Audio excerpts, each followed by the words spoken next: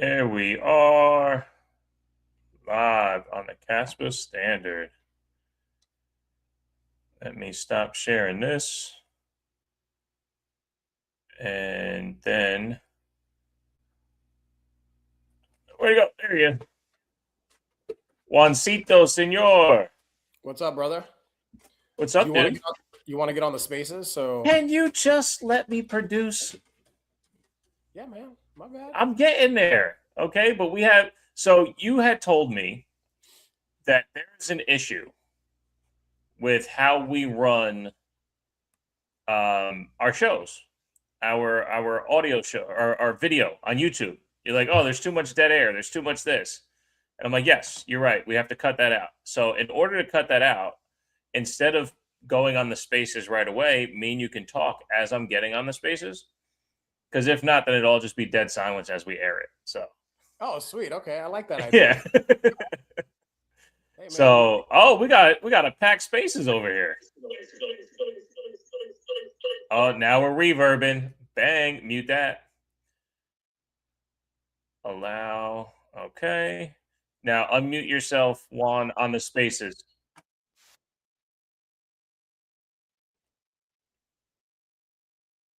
What is going on? Why is it reverbing? Oh, it's your side. It's your side, yeah. Okay. Technical difficulties. You sound gorgeous. How do I sound? You can hear me? Okay. So then what we have to do here is I need to sign into Vivor on my laptop so I can check out the stream. Because I can't be in on both. So I got rid of Vivor. Dude, this stuff's crazy. I need like a supercomputer to do everything. You know what I mean? Like a IBM, what was that thing's name? Dalton? Something like that back in the day. Remember that? Yeah. Let's see.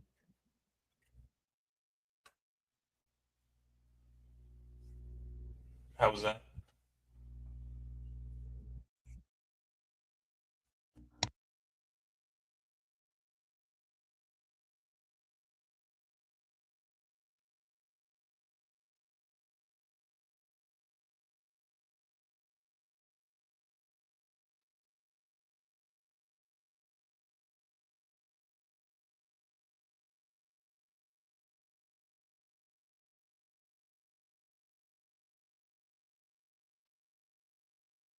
Passed.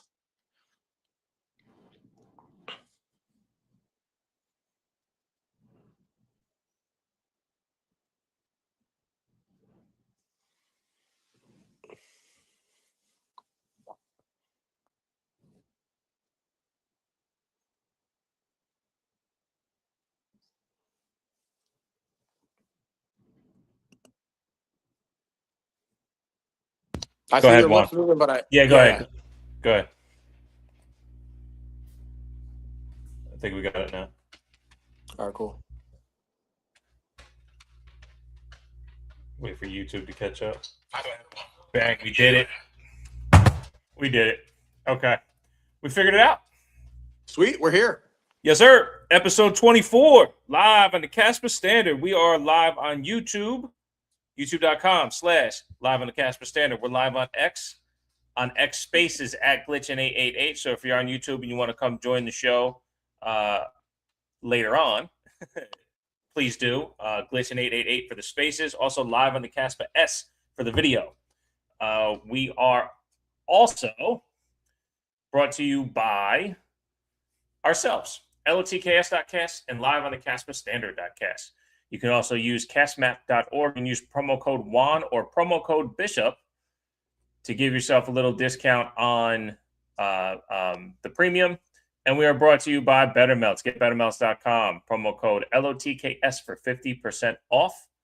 And I should have done that backwards, but I had I was in the wrong place to click it. When I said sponsored by ourselves, our energy exchange donations, LOTKS.kas and live on the Kaspastandard.kas. We got hit with 1,000 cast donation this week. Woo! 1,000 cast donation. And shouts. That's beautiful. I reached out just to make sure it was okay. Shouts to Trulia.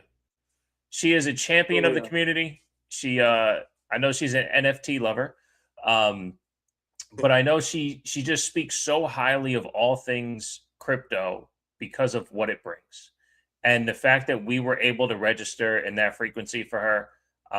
Thank you, Trulia, for your 1,000 cast donation. That was truly generous of you, and we completely appreciate your energy exchange donation.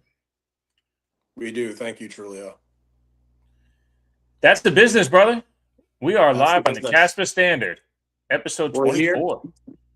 Yeah, so we're here. A little bit of an adjustment. I appreciate you adjusting and meeting us where we're at for this week. So we're here on a Tuesday. Been doing this on Mondays, and I think the Mondays have been beautiful. But yeah, man, we'll make it work here today. Get into the conversation. This past week has been beautiful for me, man. Typical ups and downs, some character building moments. Got to travel. I had my son here for spring break, so I got to travel. Well, we by here I mean here in Texas, a little small town that I'm at, and it was a nice chill week. I worked during the week from home, and we got to. I don't have a car here, man, so it was pretty cool that we got walking. We got to meet some of the neighbors, had pizza a couple times, and there was a little festival here that they hold at the beginning of the month, so we got to meet some of the locals. Found out there's a little movie theater, like this little. It feels like an old school, small town movie theater, just one screen. The tickets were $9 for myself. It was $7 for him. Like that's half the price of what we pay at these big AMC theaters in Miami. What'd you see? We saw the Mario Galaxy movie. Hell yeah! I saw it on Sunday, bro. Yeah, so many. I don't play video games like that anymore, but the references, them going back to, 84 is when it came out, right? So that's the year you were born. Yeah. 85. 80. You were born 85? Okay. Yeah. So I'm 81. I'm 81. And I just, I remember obviously playing that game in black and white back in the day. But dude, it was a beautifully done movie, man. Have you seen the original? I have not. No, okay, so Galaxy's the second one that came out. The first one is even more nostalgic for the original Mario. I think if you loved how this one was done, watch the first one that came out. You'd love it. Okay. Yeah. So yeah, I only watched those movies with my son. He was schooling me the entire time. He's like, "Oh, this is from Smash Bros." I remember Smash Bros. Because like Kaspa Silver had mentioned, I think they did something with Smash Bros. I don't know. That's just not my world. So my son schools me on all that, and it was just it was well done, bro. It brought back a lot of very nostalgic for me, going back and thinking of Mario and them going through. It was really well done, bro. So yeah, if you have kids, I saw some adults, like there were some people on dates there in it, like watching as well. So yeah, man. And I took them back on Sunday. It was a quick trip for me because I'm back here, like still on this money making vacation, and going to stay here at least another month. My son turns 13 at the beginning of May, so I'll be flying back to Miami to spend some time with him. And yeah, man, I'm in some really good energy, some really, really good energy, brother. Like a lot of things popping off, opportunities popping up. And yeah, man, excited about this conversation like I am every week. Get it going. So feeling pretty good. Where you at, bro? How you vibing?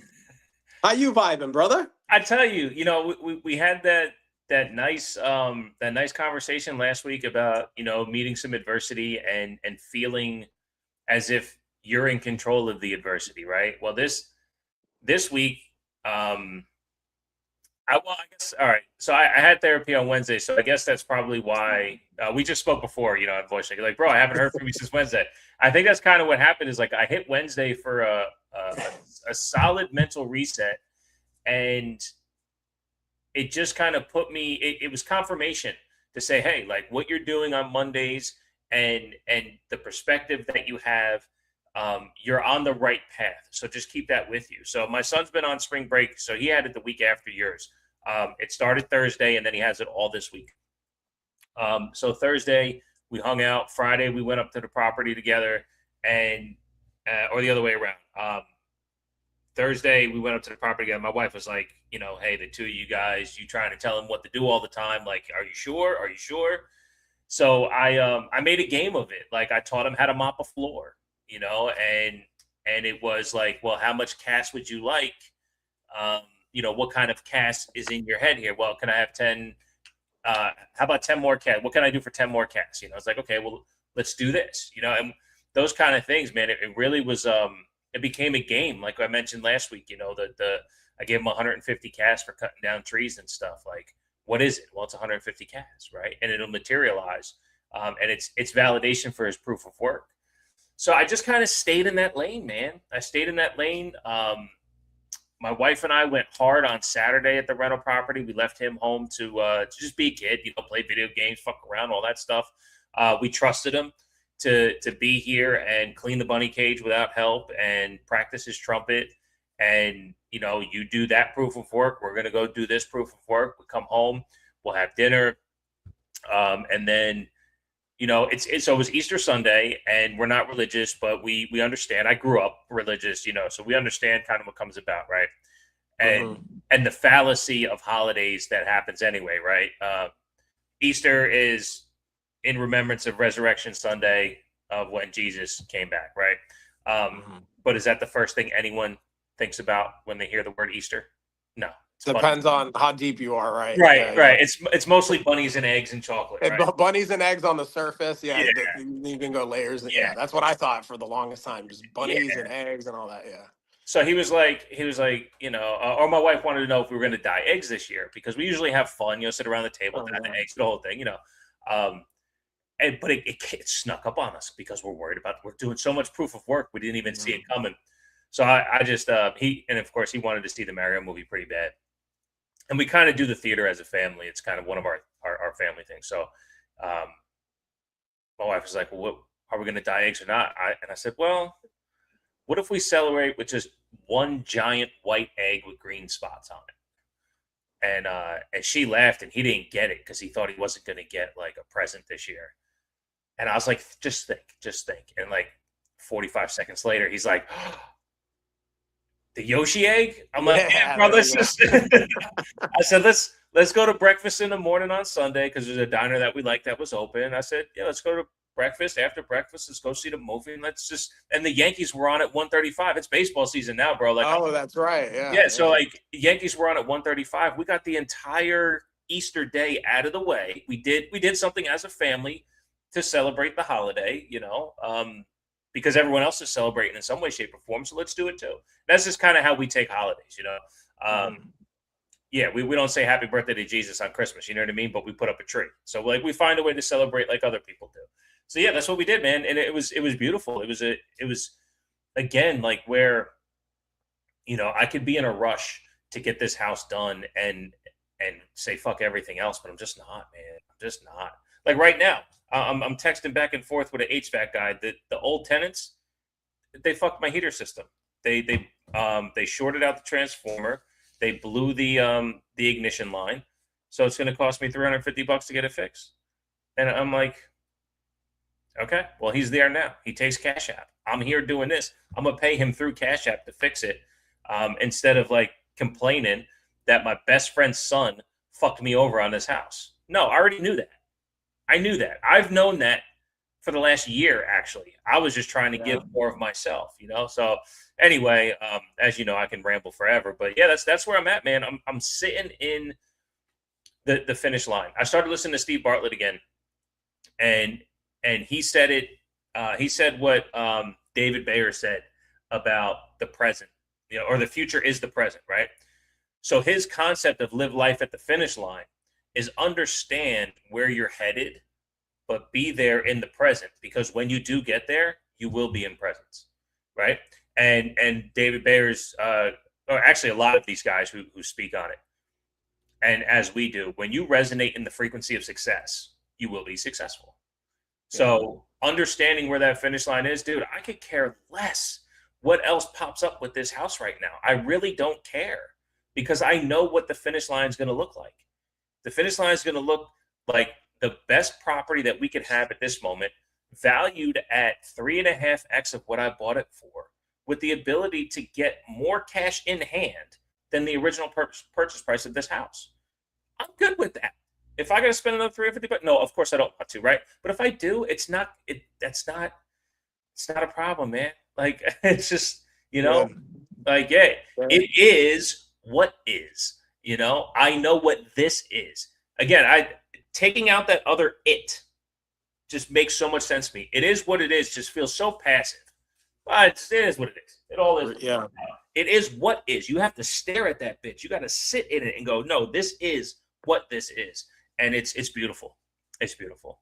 Yeah, man. I love how you're coming to that, and whether it's Steve Bartlett, David Bayer, Tony Robb, any of these Anyone, guys, yeah, the story of Jesus, like all of it is whatever gets you to realize and look within and come to presence, man. That's the common theme in all of it, and I think it, different flavors for different people, right? So you got to kind of go with what resonates with you, but yeah, man. And yeah, I'll tell you this, like this past weekend, with it being Easter, I've been on the surface with that for a long time, but I've shared a very spiritual person and not religious.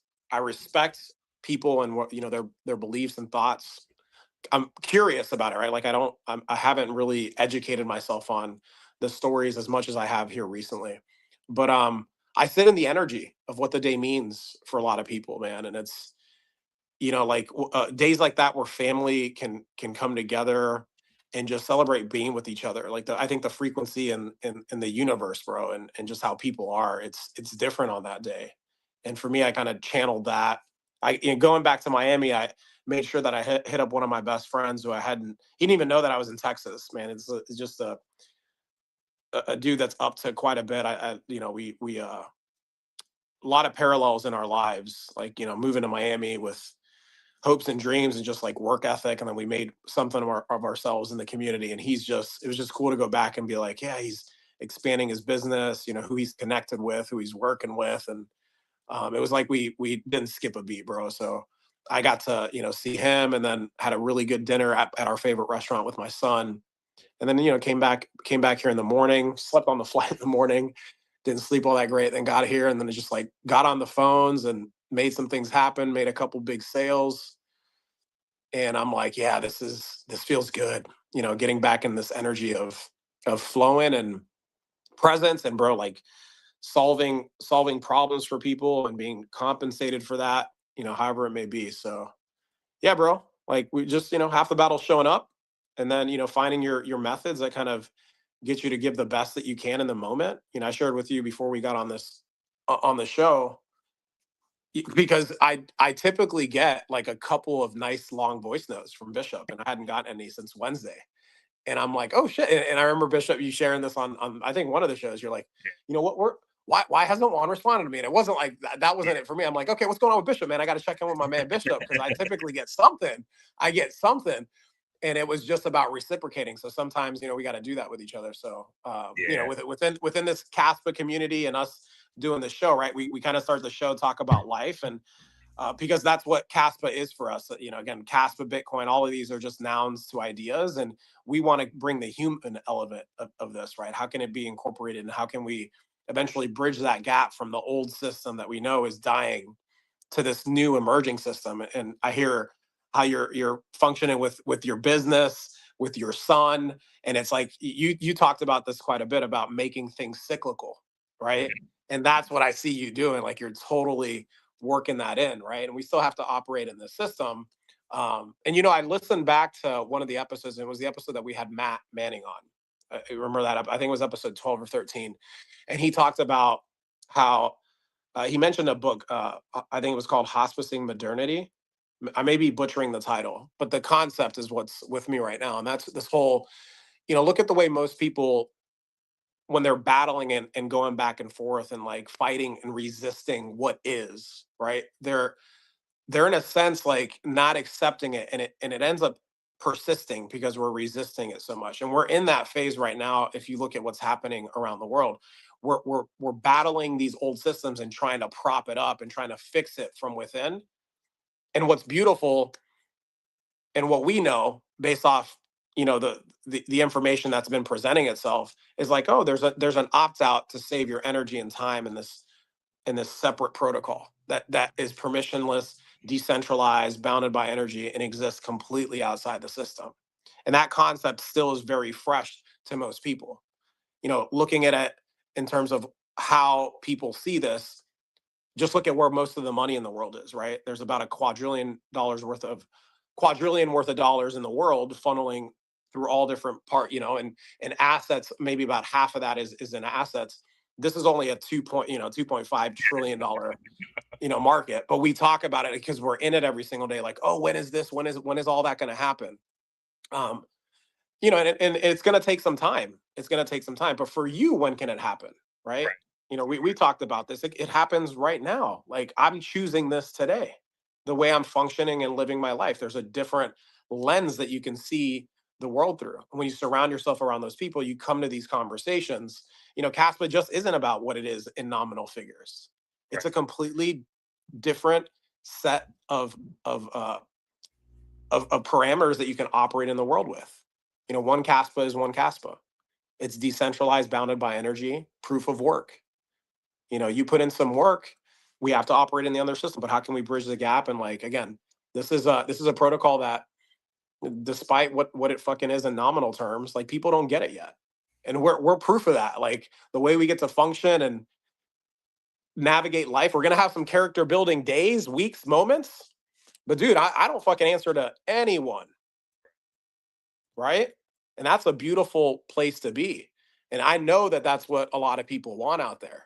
Right? So it's about, again, we've talked about it. Not everybody's an entrepreneur. Not everybody needs to run their own business. I totally get that now. That wasn't where I was a couple years ago.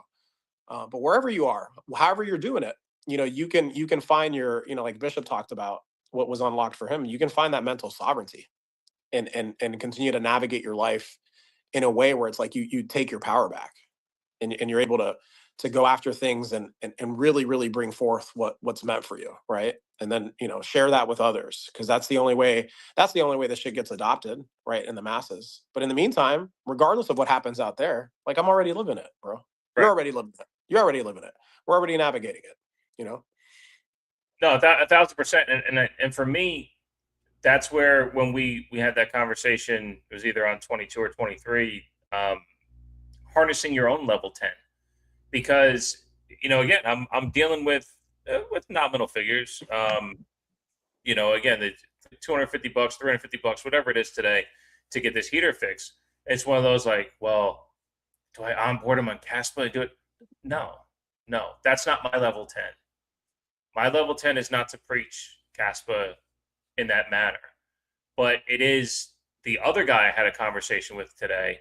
It's a duct cleaner, and he did my main house. Is a lot when it comes to duct work. It goes spider webs all over the place.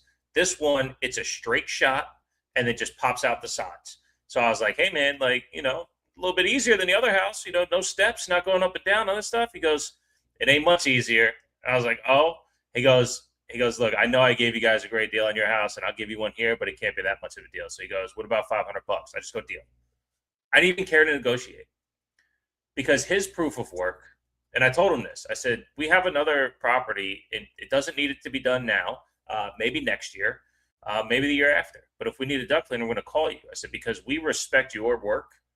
I'll say it in terms of, we respect your proof of work and how you value your proof of work. I respect that. So I'm not going to beat you down. I might, if it was a number I didn't like, but $500 is $500. Of the things to spend $500 on, cleaning the ducts to have a very well smelt house and safe, because it gets all the mold out and everything. He puts a cleaner in there to that's antimicrobial. So no, you're doing something for us, and it's increasing the value of what we're doing. I respect your proof of work. Harnessing my level 10 isn't beating him down for that. It's actually respecting people's proof of work. So I start respecting my own proof of work. I can continue respecting my own proof of work. And here's something I haven't said on this show at all. It might have been insinuated. I have horrible perception of self-worth when it comes to monetary value. I used to have a cheesecake business. I sold it to different restaurants, and I would sell it for 18 because I wanted to go volume. One of the kids was like, oh yeah, we just sold a whole one to these guys for $40. I said, excuse me.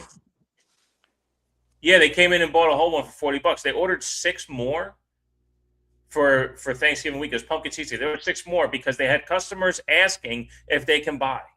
And I'm like, dude, you're supposed to call me, or am I supposed to be charging you 25 so you can then upcharge the 40? You know what I mean? So like, I didn't know what I was supposed to charge. I was trying to you know what I mean? It's like I don't know that part because I've always been I've always been comfortable doing this. Hey, I do my part, you do your part. We're good. We're good. I don't need to monetize myself. Why? Why? We're people. You know, this fiat thing. You know what I mean. So it's like, um, but now what I'm doing is I'm focusing on what the proof of work truly looks like, and then I give myself that value within my proof of work. So that's what my level 10's been doing over the last couple of weeks, man. And part of what happened on Wednesday when I had a very, very good therapy session and haven't needed to, you know, check in or, feel like the day has gone by and I'm not aligned, you know? That's something, and we've talked about that on and off air. It's like, check in with your people, and if they're part of what keeps you at your level 10, like go for it. This has been one of the first weeks where I haven't needed it. I just kind of been sitting there, and it's been really fucking cool, man. It's been really cool to just again deal with this adversity. Like I said, like I can blame this kid for fucking me over, or I can understand that he already did, and now we're just fixing it all. We didn't know that this needed to be fixed, but we knew he fucked us. So there you go. Yeah. So yeah, man, it's just about sitting in your level 10 and understanding what adds to that, and not being pulled away. Yeah, man. And I hear for you, obviously knowing you here over the past 8 months and doing the show and having these conversations. Like, I think I've shared this with you. I'm like, because I have conversations obviously with Bishop offline, and I think there's an opportunity here that a lot of people can relate to, where it's like you don't really understand. So people have this perception of you and how they experience you and how they see you. I think back to the first couple of conversations that we had. You're like, hey, I don't want to take your time. And I saw somebody who I'm like, bro, I don't think this guy really knows who the fuck he is yet. So that's how I feel about you. And then you sharing what you just shared about like making. I mean, you fucking went to school for this. Like I haven't had any of your uh, what you bake or food. We've talked a little bit about it, and it's just like I've been around. I've been an entrepreneur. I've seen the people that kind of struggle with it and the ones that don't. And there's people out there that focus too much on like, oh, let me make some fucking money from this. And there's this massive opportunity with people that actually put out good quality products and actually charging what it's worth. But I do think that the system that we're in and how we have to operate in it lends to why you feel like, hey, I charge 18 for this when you're selling this for what, 40? Yeah. Like that is what you should be charging for it. But because of how we kind of function in the way the system is, it almost doesn't feel right to charge that, right? But based on how the system works and the intricacies of the system, it makes sense for you to be charging that. But I can see how it like doesn't align with your spirit and like your energy. You're like, we're people, we should be taking care of each other.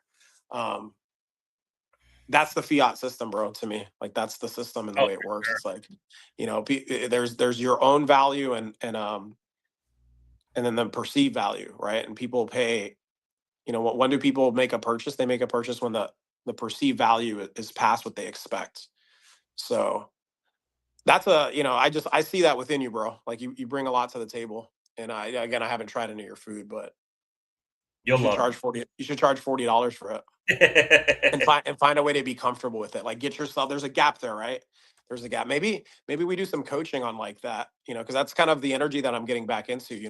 I've run sales teams, and I'm just thinking of a couple guys that are beautiful, people I've had relationships with over the past 20 years. And there's been many times in my life, even though I've done pretty well in my life, where they've had to be that mirror and be like, do you know who the fuck you are? Like, this is before I ever made like $1 million. They're like, dude, I don't understand why you haven't I had a buddy of mine being like, I went to a Tony Robbins event and it was great. It was awesome.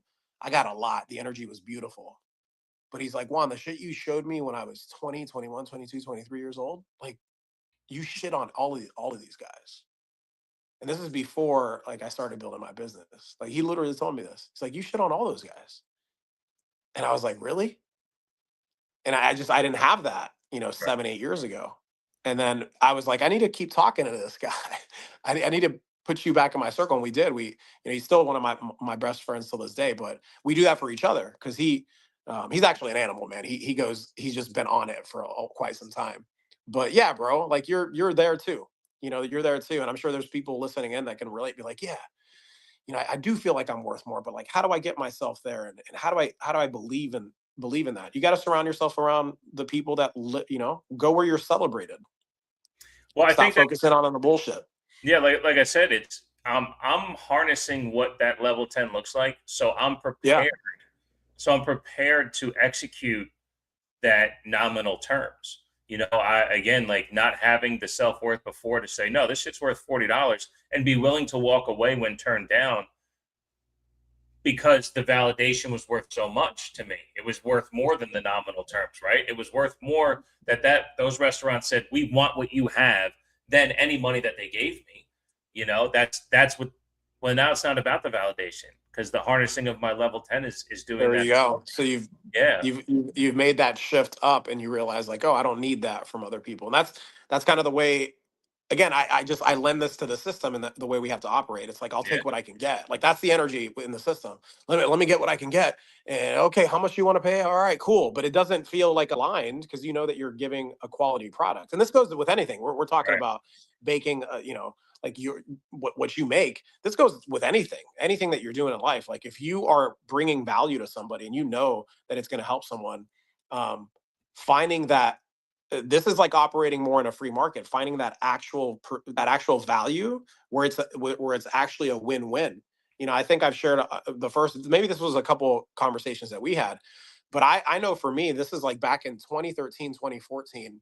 And I had at times prior to where I really understood this, but I'd forgotten about it for quite some time. And I realized like, oh, I'm just taking any customer, right? How about I start saying, no, I'm not going to do that. And I went from like having, it was a different business, but I evolved into a business where I was like maybe managing like 150 people. And I would get phone calls all the time, like, oh, I'll do this and that. And I eventually was like, you know what? I'm going to layer this. If they need help with this, make it customer service. And I'm going to start, this is what I'm going to charge. And this is why I'm going to charge it. And I'm going to make that very clear in the beginning. Right. And I'm gonna fire some of these customers. Like I'm not gonna deal with the people that do not see the value of where I see myself. And that little by little built me up. And then it went from like managing 100. I mean, the last business that I built, which generated millions of revenue, I had 4 large clients and I dealt with like the high level people that made the decisions. Then I was able to build systems around that. So that's just, if you're an entrepreneur, that's something that you got to kind of work towards. And that's out there, bro. Probably an opportunity here to put together a little, like, I think it'd be fun. I think it'd be fun to coach like some entrepreneurs or people, like you're an entrepreneur. It'd be fun to like fucking coach and be like, let's see where we can get you, man. Let's see where we can get you. Like you're paying this therapist every week. Do you take insurance? I'll take Kaspa. I don't even need the amount in, I don't need the amount in fucking nominal terms, bro. Like, when you tell me that Trulia sent us 1,000 Caspa, to me, my brain goes to, that's going to be worth like, $1,000. That's going to be worth 10 grand. I don't know when, but that's, if you're building within this economy, you understand the protocol and how it's laid out. That's really what it is, you know? So yeah, man, maybe there's an opportunity. I think we talked about that months ago. And that's been coming up. That's been coming up for me a couple times here, bro. And like with what I'm doing and sales and all that shit and getting the rust off and having the conversations like I do on a daily basis. I'm like, there's opportunity here, bro. Like where can I serve people? Where can I serve people at the highest level? That's really where I'm at. I'm having fun with this. Yeah, I no, I it's part of hearing stuff like that for me where I I then go, okay, well, can I do this for myself? Right. And part of it's just me being cheap, right? And it's not that I wouldn't want to give you cash. I'll give you 1,000 cash right now. But that's the idea. The idea, Yeah, like, there's a lot of programs out there where it's like, no, keep coming back to me, keep paying me, right? So, but yeah, I think there's an opportunity to operate. Like, I have one of these offers that I'm doing. It's not about these clients coming back and continue to pay. Like, hey, here's what it is. You're gonna, it's a high ticket offer.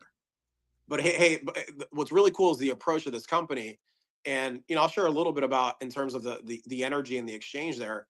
One of the things I say is like, this isn't about you coming back and continuing to pay for this. Like, we want to give you the tools so that you have them for the rest of your life. The saying, oh, you can give a man a fish and he eats for a day, but you teach a man to fish and they eat for life. mhm, I'm like, so the idea here is we'll work with you as long as we need to guarantee your satisfaction, right? And the idea is that you're going to hit your goal and sustain your goal, right? So it's the same shit with anything. Can I teach people how to sustain and do this shit on their own? Like, watch them flourish. I've seen it with a couple of buddies, that I've been really good friends with. That, like my friend who's like, I don't understand why you don't make $1 million. Like, he said that shit to me 7 years before I made $1 million in a year. And it was just like, sometimes you need somebody to speak that into you. yeah. And that's out here, bro. That's out here. So yeah, maybe there's an opportunity. I got to be about it instead of talk about it. We'll see. Well, I think you're preparing for it. I think, yeah, that's what it feels like. yeah, and that's where I'm at too. Like, there's certain times in my life where I know I'm just not open to receiving. I'm just not open to giving, and and I just call it cloudy, right? And having to organize, my mental ducks and get them in a row and no longer be cloudy. It just takes a lot, and there are little things here and there that can help, and that's where, we talked about again on an episode or so ago, like coming here to Frequency Aligned on Mondays or Tuesdays. I'll be completely honest, bro. I didn't need the show yesterday. I didn't. I wasn't feeling it, but on everything. I woke up this morning thinking, I can't wait. I can't wait. I'm ready for it, and that's such a good thing, because I'm curious what the show would have looked like if I shown up and didn't feel like I needed it. How what would we have gotten into, right? How many times have we started the show and it took 45 minutes just to get there? An hour and a half of feeling it out and getting there. Because it was your post Columbia one that we had to, like, to keep reeling you in, keep pulling you. Yeah. You had an exhausting week. It was a motherfucker. But yeah, man, like, there's been so much fun banter on Twitter that's happening. You did that show on Saturday. I got to watch about 10 minutes of it. Yeah. Yeah, I mean, I'm curious, man. What have you been doing on the Kaspa standards in this busy week of yours? There was a great thing that you guys did with Silver on Saturday that was definitely on the Kaspa standard. Yeah, dude. I mean, yeah, dude. I feel like on a daily basis, I'm choosing my sovereignty, starting from the mental component of it, and even operating in an energetic level where it's like, what do I need to, again, I speak about this quite a bit, but again, just to reiterate, it's about practicing presence. So not getting too far ahead of myself, and what needs to happen now. Like that conversation, somebody threw up a tweet last week, and I know who I am. Like, I organize shit. I did this with the Kaspa Bitcoin debates. Like, the reason I know Onion and like Nakasompo is because, like, I reached out to a bunch of them, and those were the two guys that responded. I'm like, let's get on a space. And I'd never done a space before. And I'm nervous as hell, but I'm like, I've done this. I just really rusty. And that's what started that. But yeah, dude, that was a fun conversation. We had VJ on there, Kaspa Onion, obviously Victor Resto, Kaspa Silver ran it. Then we had my man Zach, which is one of the newer Caspians, right? And yeah, bro, it was a fun conversation, just speaking on what is, some of the things that we see here that are highlighted, and you see the banter back and forth. But I love when we can have that conversation, because it kind of brings more of a human element to it, like understanding the other side and then giving our perspectives on what's actually happening. And again, it's the common theme. It's just like, I think that, so I organized that after I saw the tweet. I'm like, let me get all these people in a chat, and then we made that work. And yeah, maybe we get on a panel like that and just continue to have the conversation. But I think that probably reflects what's happening. I've been on X a little bit, but kind of here and there. But it probably reflects what's happening with the conversations that are going around. And it's really just about like calling things what they are. Like right now, a big thing. Again, we've talked about this, right? Where we see what Bitcoin is at the base layer, and then how it's scaling in layers. And the whole argument, like what came up for me recently was like, I really went back and looked at some of the stuff that Jeff Booth, for example, says. And he's like, I went back and read one of his articles it was called finding signal amongst the noise, something like that. And he talks about the trilemma and how that just, an absolute truth is that it can't be solved. Like that's the argument from Bitcoiners. If it's secure and decentralized, then it can't scale. That's just the truth that they come from. So everything, the thesis and all that and what they're talking about comes from that. And to me, that doesn't make sense, because like if there was an absolute truth prior to 2009 is like, oh, there's no such thing as digital scarcity, like Bitcoin, but some people saw Bitcoin. And it's the same shit here with Kaspa now, right? Kaspa being the evolution, but it's like, oh, there's these researchers and these academics that have all these papers out there. Jonathan's the most cited researcher. You just go and look at the information that's out there. And these guys are wizards, with their math and the research. And I do see like a major gap in the communication and like having it linked to, and I think that's part of like why we're here, of linking it to like everyday lingo and talk and having it make sense, but we're so early to all of this, like, and I think a big part of the reason why it hasn't been adopted at scale, yet they talk about like it is, but let's go to the numbers. This is a $2.5 trillion market cap. Gold was at 22 trillion 8 months ago and fucking shot up to 36 trillion and actually lost like 4 or 5 trillion in a day. So if you just look at those numbers, it's like, what are we talking about? That adoption has already happened because Square's using it and shit like that. So myself as a businessman who fucking sees that, I'm like, you can tell me what it is, but like, I'm going to go and look at the numbers, so you can fucking sit here and give me this speculation and this hype. But most of what's out there right now is just us in our echo chamber. It's fucking the Bitcoiners at the top, the maxis who talk their shit. And we have Caspians that do it as well. But where we're at in this is like, dude, this is a long-term investment play for me. We still have to put in the proof of work in the debt-based system, and it's gonna take like patience with getting this out. And then one of the things that I shared on the show was like, I've on the show that we did on Saturday was like, I've been in Bitcoin. I've had Bitcoin since 2017. I went deep just a couple years ago. And what's going to get people to see this is, can I use it, and do I not have to think about it when I use it? Like we're the nerds that love having these conversations on like how it works, but most people don't give a shit, bro. Like most people don't care, And I maybe 5 friends that I had to have go through Coinbase, and I didn't understand the self-custody, all that shit. But again, that doesn't fucking matter for most people, So like going back to some people, the Bitcoiners are like, nobody fucking cares about self-sovereignty. Well, of course they're not going to care, because on fucking Bitcoin, you can't fucking onboard everybody. You're limited. It's 800,000 transactions per block, per day. So like, how long would it take to onboard people? That didn't make sense to me for quite some time. Like, what are you talking about? Just do the numbers, do the math, and there's a protocol that is its evolution, and that's Kaspa today. Right. But it also speaks to, again, I'm going to go to the energy component of this, of what it means to, because again, for me, it's deeper than just like, I didn't come into the space being like, oh, I need to get, oh shit, if I put in 10 grand, I'm going to make fucking 100 grand. Like I had millions of dollars in the bank. So it wasn't about that for me, and I'm not going to be like a fucking, like, I think just taking a look at the way and again, this is dying down because they talked about like Bitcoin's never going to go back underneath 100,000. And I thought it was dangerous when they were saying that shit. Like, oh, how the fuck do you guys know? You don't know the way the world's going to react and where people are going to move their money. Look at where we are. I haven't looked at the price. I don't know what the price of anything is. And it's been beautiful not having to even pay attention to because you look at things for what it is. And where's the opportunity right now? The opportunity is to speak on truth, talk about, what these protocols can provide in the future, what they are today, what they do, and not get caught up in the speculation and the hype. Like, I'm about action. I'm about making the best of what I have in front of me. And yeah, I do have hope and I look into the future, but I don't live in that future. Like, I live right here.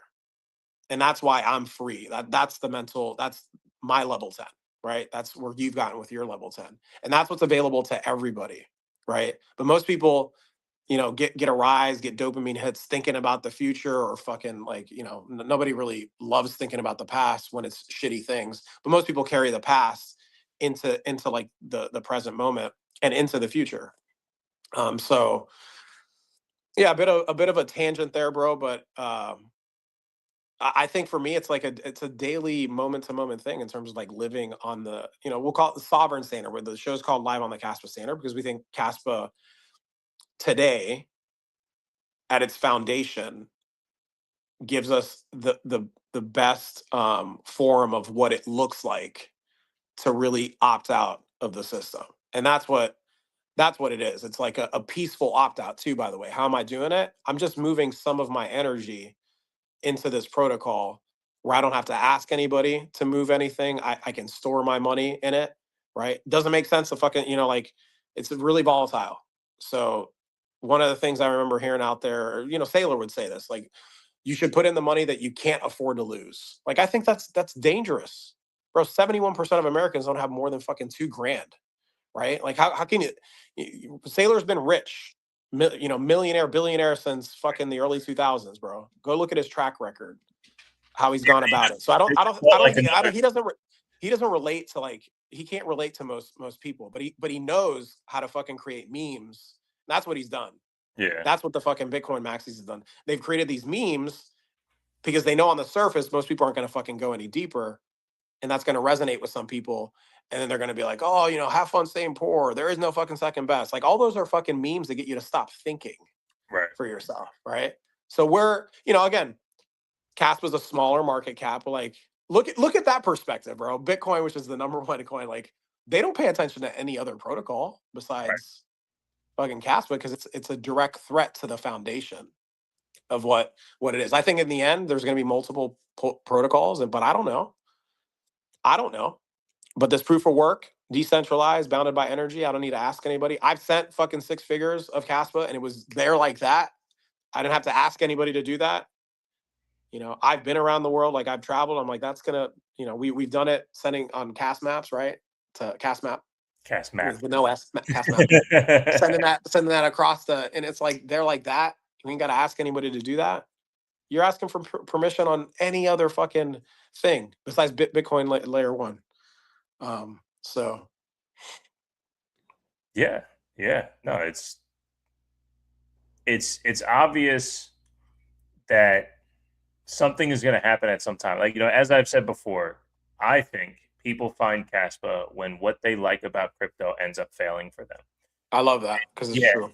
Yeah, it really just feels like, so that's my definition of Caspa as end game, right? When people say, well, Caspa's end game, well, that's how you get there. Other shit has to fail first.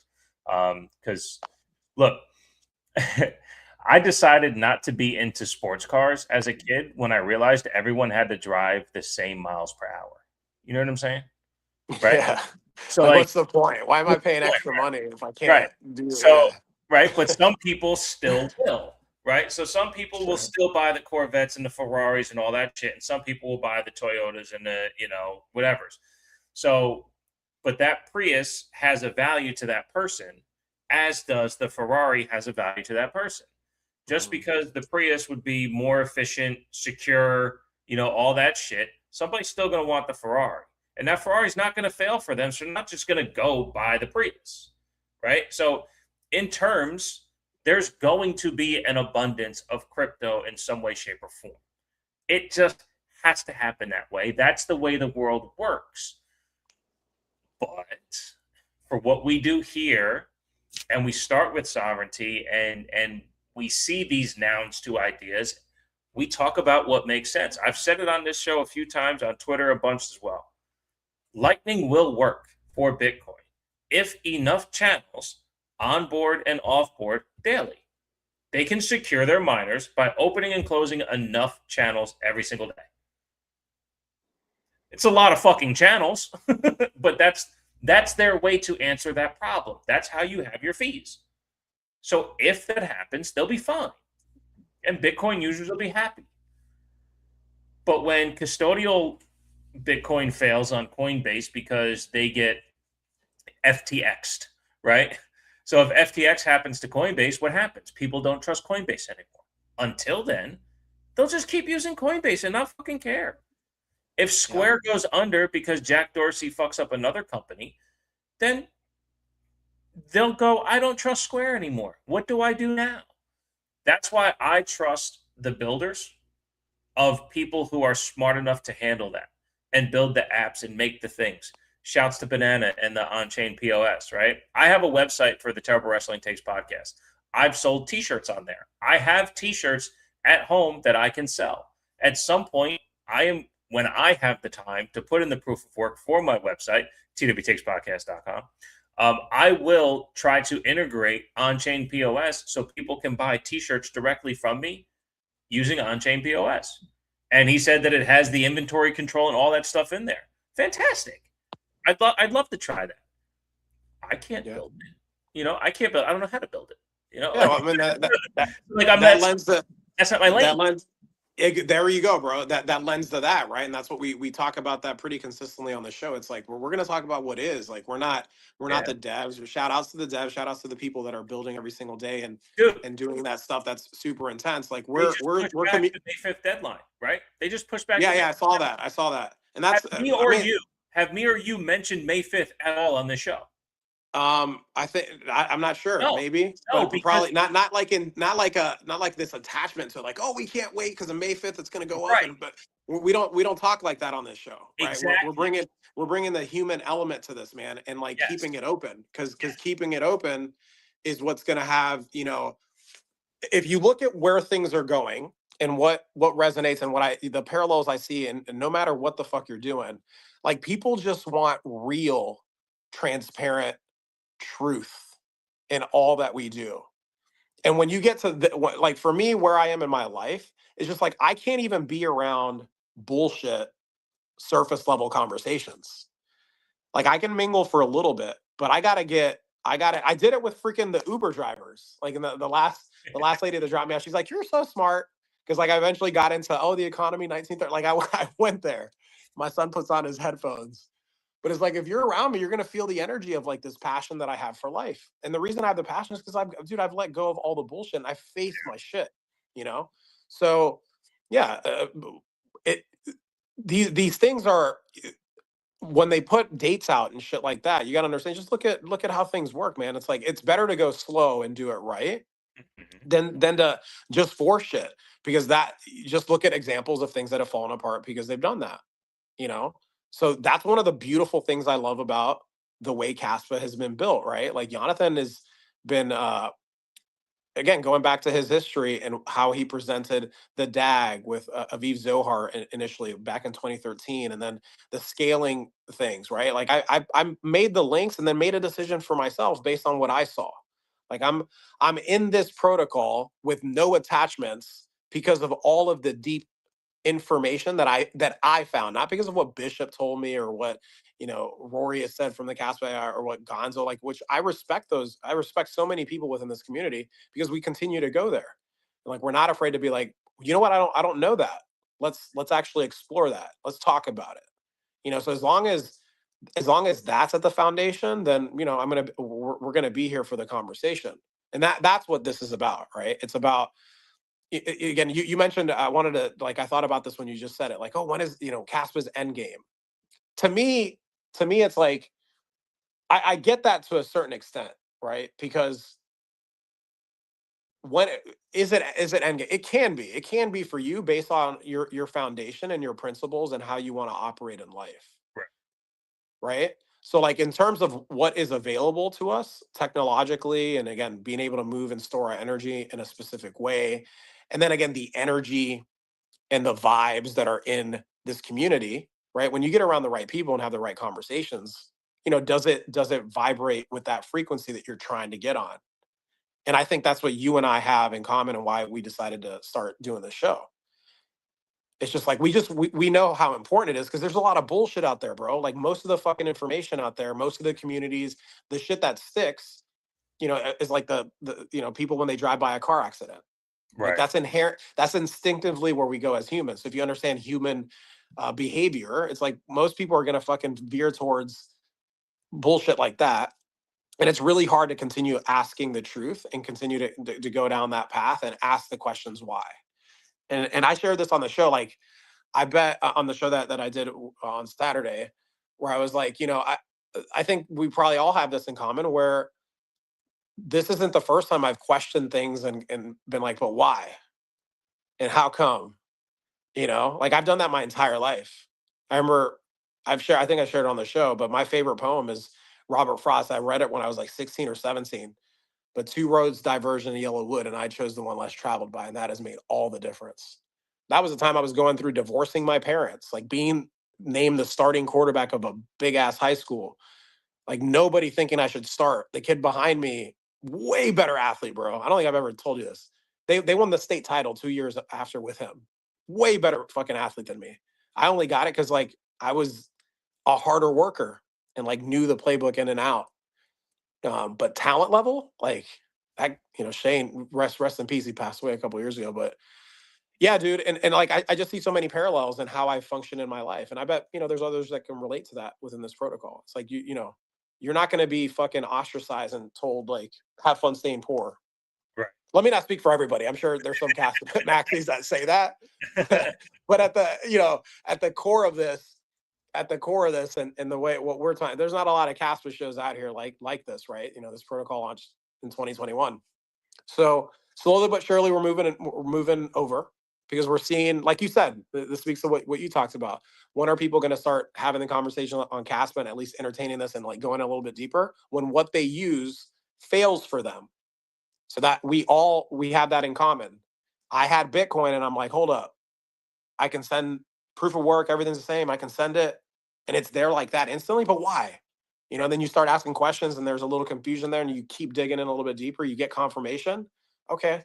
Makes sense. All right.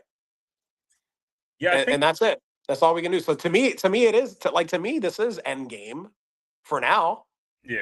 but I'm always going to be open because it's a technology. Oh, for And sure. technology evolves, and like I think it's a beautiful part of the human experience, man. It's like I'm not gonna fucking peg myself into a corner and like label my identity around that. Like I've done too much work to be open and like not fucking have that be the case. But some people, when they come from that angle, don't realize like you're pegging yourself into something, and like how about we talk about shit with how it is versus like what you think it should be or how you think it's gonna happen. So yeah, man, there's fucking massive opportunity here, bro. And it's fun. It's fun having these conversations, on No, a weekly basis. yeah, absolutely. Like for me, I don't quite. I agree with you, right? Like I think conceptually for this particular version of level 10, for me, that's where Caspa's sitting, right? And what I kind of found out because I always thought I wanted to get independently rich with crypto, right? I'll be honest about that. When I first saw it, I was like, okay, here's a way where I can have my money in a place no one else can fuck with it, and it's going to go up, right? But I didn't quite understand what digital scarcity was. And we're talking back in 2019, 2018, when I first kind of like was fucking around with stuff. And of course, 2020, when everyone got sucked in because we had too much time at home and too much time on Twitter. Yeah. You know, but again, I wasn't understanding these fundamentals and starting to understand what digital scarcity meant. So like, okay, but a big thing for me was accessibility, right? Which is a problem for some people with Kaspa, right? Their exchange doesn't have it or what have you. But for me, if I can access efficiently and monetarily efficiently, so cheap gas fees, if I can access this version of digital scarcity efficiently, I can trust to invest in it. That's my barrier of entry. Now, do I understand what it's doing? Do I have a concept of what it's capable of? And that's where I've been solidifying kind of my views on what Kaspa is doing for me. I think you're right, though. The conversation with Kaspa has evolved, and as we get prodded as Caspians, we'll just say it that way. But like as we get prodded, oh well, Kaspa doesn't do this. It's easy for me to say it's not finished because it's not finished, right? Bitcoin has literally said they're done talking, they're done building. You know what I mean? There was a guy on Twitter who was like, "Oh well, when Caspians realize that BSV is what Kaspa already is, they'll never want to touch Kaspa again." So I asked the guy three times. How is BSV what I need from Kaspa?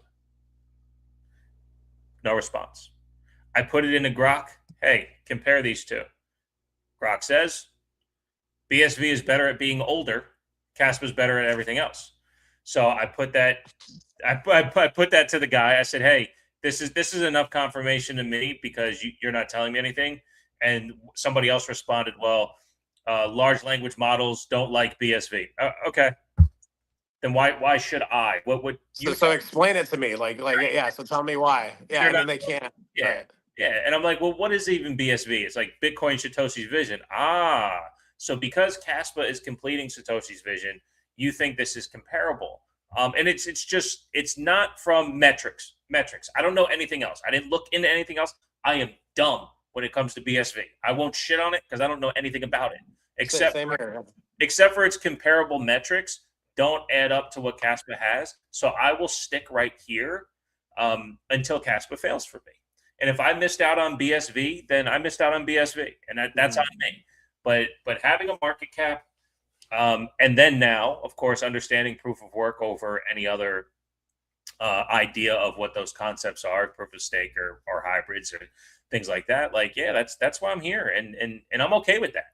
I'm okay with that. And if it fails for me at some point, I will look for something else because I think as a crypto community, what gets lost in the sauce here, we want to be sovereign. We want to be independent. Even those who don't understand sovereignty, they want to be independent. They don't want to be tied to the dollar or the 401k. Like a 401k in itself, and you guys have heard my issues with getting my money. It's the layers in which you have to go through to invest your money, right? Yeah. Like you have to have a job with a company that matches. And let's say you leave that company. One of the first questions you're going to ask is, hey, do you match 401k? Well, that's not even being independent in your own investment strategies. Can you do that within crypto? And I think a lot of us, that's why we're here, is we want that independence when it comes to securing our future. So that, again, the protocol in which Bitcoin is, the protocol in which Kaspa is, they make sense to do that. I left Bitcoin because I couldn't afford obtaining it. It's not that I couldn't afford it. You wanted a whole Bitcoin. Yeah, it's crazy. And at the time, it was only 25,000 was the first time I was trying to buy one. I think it was around 25,000. And then once it got to 60 for the first time, I was like, oh, I'll never be able to buy one of these. I don't want it. Maybe that's different for me because like the first time I bought one, I think it was like at 6. That's but I also bought at 60. Sure. So sure. Yeah, man. So for me, when it comes to all this stuff, you just got to realize. And even why I scaled back on adoption and I focus on the show and I do my daily buy is just because I can't tell anyone else that what they're using is going to fail for them. Yeah, dude. I'm with you there. I think that's one of the things. Yeah, if it does, then Kaspa's here. What is it? It's still worth saying. It's very similar to Bitcoin, except it's cheaper to obtain and it moves so much faster. That's the only place I start, and if they have more questions, then I'll say them. But yeah, man. Yeah, and that's what I love about it, bro. Going back to the conversation. Shout out to Silver Onion, VJ, and then we had Zach on there. So Zach brought this up because he shared that he was going on a long thread, going back and forth with Caspians, and to see his humility and him willing to get on that call with us, being somebody who newly discovered Kaspa. What he went through just reminded me of like what VJ went through, and then like kind of what I went through in the background, where it was just like I had all these questions, and I would go to like my friends within Bitcoin, and they would just like fucking stop me and be like, oh, that's a shit coin, like not even entertain. I'm like, oh, hold on, bro. That's not the way my brain thinks. I need to ask questions. I need to be clear for myself. I don't give a fuck like what you say. But he talked about how what he realized was that, oh shit, these Caspians knew more about Bitcoin than I did. And he discovered Bitcoin in 2020. And that is a common theme that I see with everybody that eventually gives some time to go look for yourself and to go ask the questions and then come to people within the community, right? You're going to get a different flavor from everybody. But at the end of the day, I think that's a beautiful thing. And where else is that happening? All I see on X is like, oh, you're a fucking retard. You're this, you're that. And then, like I don't really get involved in those conversations. And so I'm going to shout him out, bro. But like Kaspa, I'm proud. Him and I are probably the only people laughing at this. But he put up, I think it was the white paper for Lightning. And Joseph Poon is the guy that, and he was like, it's no hash rate. And, he started calling that one guy AA that he goes back and forth with Caspians, but it's like the dude's so on the surface to me. And he's just like, yeah, he's like, they're poon maxis. They're poon max. And that just sounds funny to me. I'm like, yeah, they are. And like you said, Lightning will work for Bitcoin based on how it's structured and all that. So we're not here to shit on other people. It's just like, that was funny to me. Cause like the more and more you ask questions, it's like, oh shit, I didn't even realize there was a white paper for or whatever they call it for Lightning. And Lightning is another network. Like, let's just hey, cool, Bitcoin is Bitcoin, but like stop calling it Bitcoin. Like it is the Lightning network. It is a network built on top. You guys are confusing people the same way we're confused that nothing fucking backs our dollars. Like, how are you not doing the same shit? The dollar's not been backed by anything since 1971. It was supposed to be temporary. 50 going on 56 years, August 15th, 1971. I've done my research. Bro, so don't tell me like you're just now I have to go trust in custodial, right? It's better than what we have currently, but at least just fucking tell the truth, because you're not going to get somebody who's gone deep into Kaspa and realizes, oh, I don't have to do that. I can send layer one. When I onboard somebody, I don't need to be like, go download the Strike wallet. Okay, go ahead and KYC. All right, let me send you some Bitcoin and it's fucking Lightning. Like, no, I'm close to like 100 people that I've onboarded Kaspa in the past 8 months. When I do it, I go, oh, go to the App Store, download that. Okay, notice what you have to do. Oh, you realize you don't have to give them your real name, your social security, or any of that? Okay, by the way, this is legal, right? It's an open source wallet. Okay, check this out. I'm going to send you this. Whoa, that was quick. Yeah. And guess what? Nobody else was in the middle of our transaction. You don't do that when you send Zelle. You don't do it when you send Cash App. You don't do it when you use Square. You don't use it when you go to the grocery. And then fucking people get their mind blown. And that's why I'm able to do it, bro. Because like I simplify that shit and I tell the fucking truth, man. I don't try to like sugarcoat how shit is, man. So it gets me fired up. It gets me fired up because there's so much opportunity here in educating how, we don't have really good communicators, bro. Yeah. And when I look at the Bitcoiners, like they're some of the shittiest. Like I've had success in sales. They are some of the shittiest salespeople. They do not calling somebody a retard and telling them to have fun staying poor. Good luck enrolling that person into understanding your protocol, which by the way needs adoption, needs to be used, and needs people to understand it, right?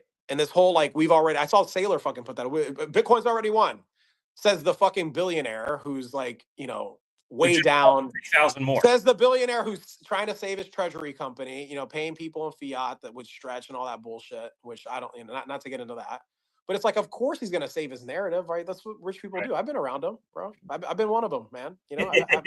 I've been up there. But I don't relate to those people because I've also fucking had nothing, bro. Most of my family doesn't have much. You know what I've done? Going on the Sovereign, Kaspa Standard. It's like I've shared this before, and it's still the case. Like I am the asset manager for my family. My brother right now is running his little Uber business, bro. Like he is a different human being than he was last year. My pops trust me. He's like, hey, I'm like, shit's tight. Asset prices are down. We're not spending any of that Kaspa. We're not spending any of some of the Bitcoin that I have for you. I'm gonna go out here. I'm gonna make some money. We'll send you to Puerto Rico in May, June. Like we're doing it as a fucking family, bro. I would have never done this a couple of years ago. So it's like a completely different way to operate Sovereign, understanding like there's that system and then there's this, bro. So it's like, yeah, Kaspa for me is, you want to call it what it is endgame. Like I'm living that shit. bro. And that can be the case for you. And by you, I don't just mean Bishop, like anybody, Yeah. right? It's you getting yourself there based off of where you're at, right? You got to meet yourself where you're at and kind of work through some shit, put in some proof of work. And this is a beautiful space to do it in, man. You know, and we have to operate in fiat right now, bro. We have to go out there and make some money and do some things, because there's some shitty, crazy things happening in these markets, man. And I don't put my time or energy there because I can't control. I control what I can control, bro. I work on. I'm right here, and I'm gonna use the tools that I have to make the best of right here. That's all we can ever do, you know. So you got to just bring more people to that and fucking give them hope and some energy, and let's go. That's Hell what yeah. we got to do, bro. Hell You yeah. know? That's what I was going to mention before when I was talking about the repairs and things that I have to make. Like I'm operating within the fiat world to set myself up to maintain my level 10 while building my independent sovereignty on the side. Because I might have mentioned this on the show or not. I know we've talked about it. But that's kind of the way I look at the world and the fiat system. Things are set up for us, right? And there's only so many things we can detach from. So what I do is I try to automate my hamster wheel, right? That's how I look at the fiat world, is as a hamster wheel. That has to keep going, right? Even if you pay off your house in America, you still owe property taxes. Yep. So you can never actually be in position to never spend a dime the rest of your life, right? Like, because if not, then you're living with someone who has to spend that dime. You can't go to a retirement home and not spend a dime because you have to pay for that. So you can never not do that. So how do I set up to have that hamster wheel be as automated as possible? And the second that is automated, I now create my sovereign hamster wheel. And this sovereign, that's why I want Kaspa to be cyclical. I want to put in this work within Kaspa to generate a cyclical nature in which my sovereignty is now being used, but in a way where we are wealth generating. I had mentioned to you before, like, I don't get the inflationary aspect of assets this way. And you said it's because we live in, I'm sorry, I don't get the deflationary aspect, right? If I have 100 Kaspa and it's worth 100 Kaspa, then how is it worth 90, or how is it worth 200 Kaspa in 5 years? Like we went through this whole thing, right? Where it's like, oh, well, you might only ever need to own X amount of Kaspa because by the time 10 years from now, you'll be able to buy more things with one Kaspa.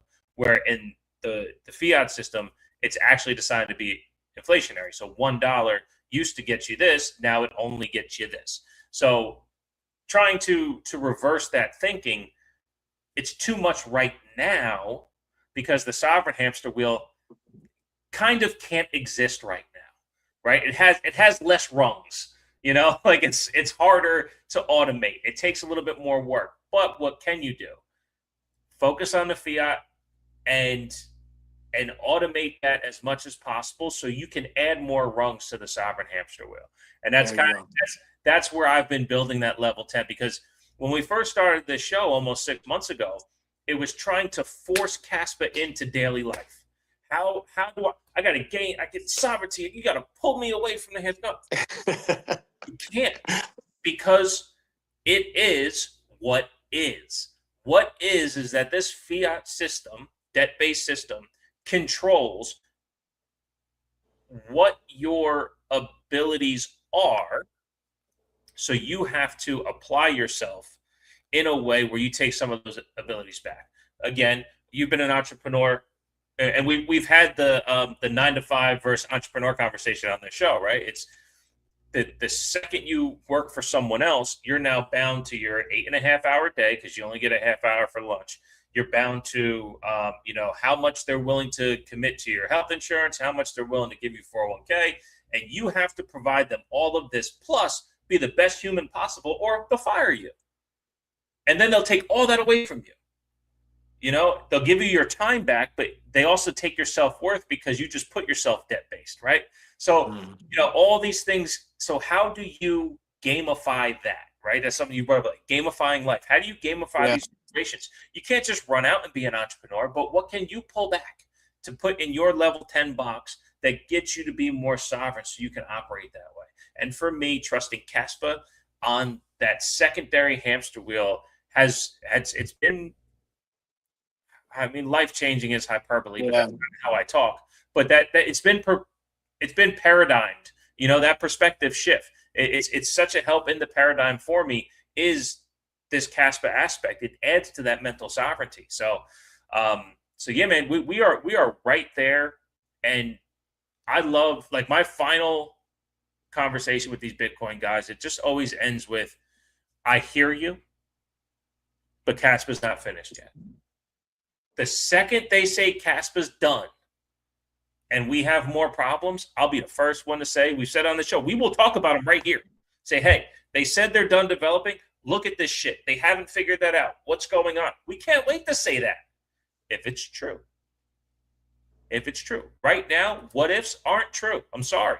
So if we talk to Bitcoiners and we say, hey, it's too expensive to mine, and they go, yeah, but the hash rate's a problem. I go, well, it's actually more efficient, so the hash rate's not a problem. Plus, Kaspa's not finished yet, and they're going to continue with the efficiency of mining. And as the price goes up and there's more utility, the hash rate actually will be fine.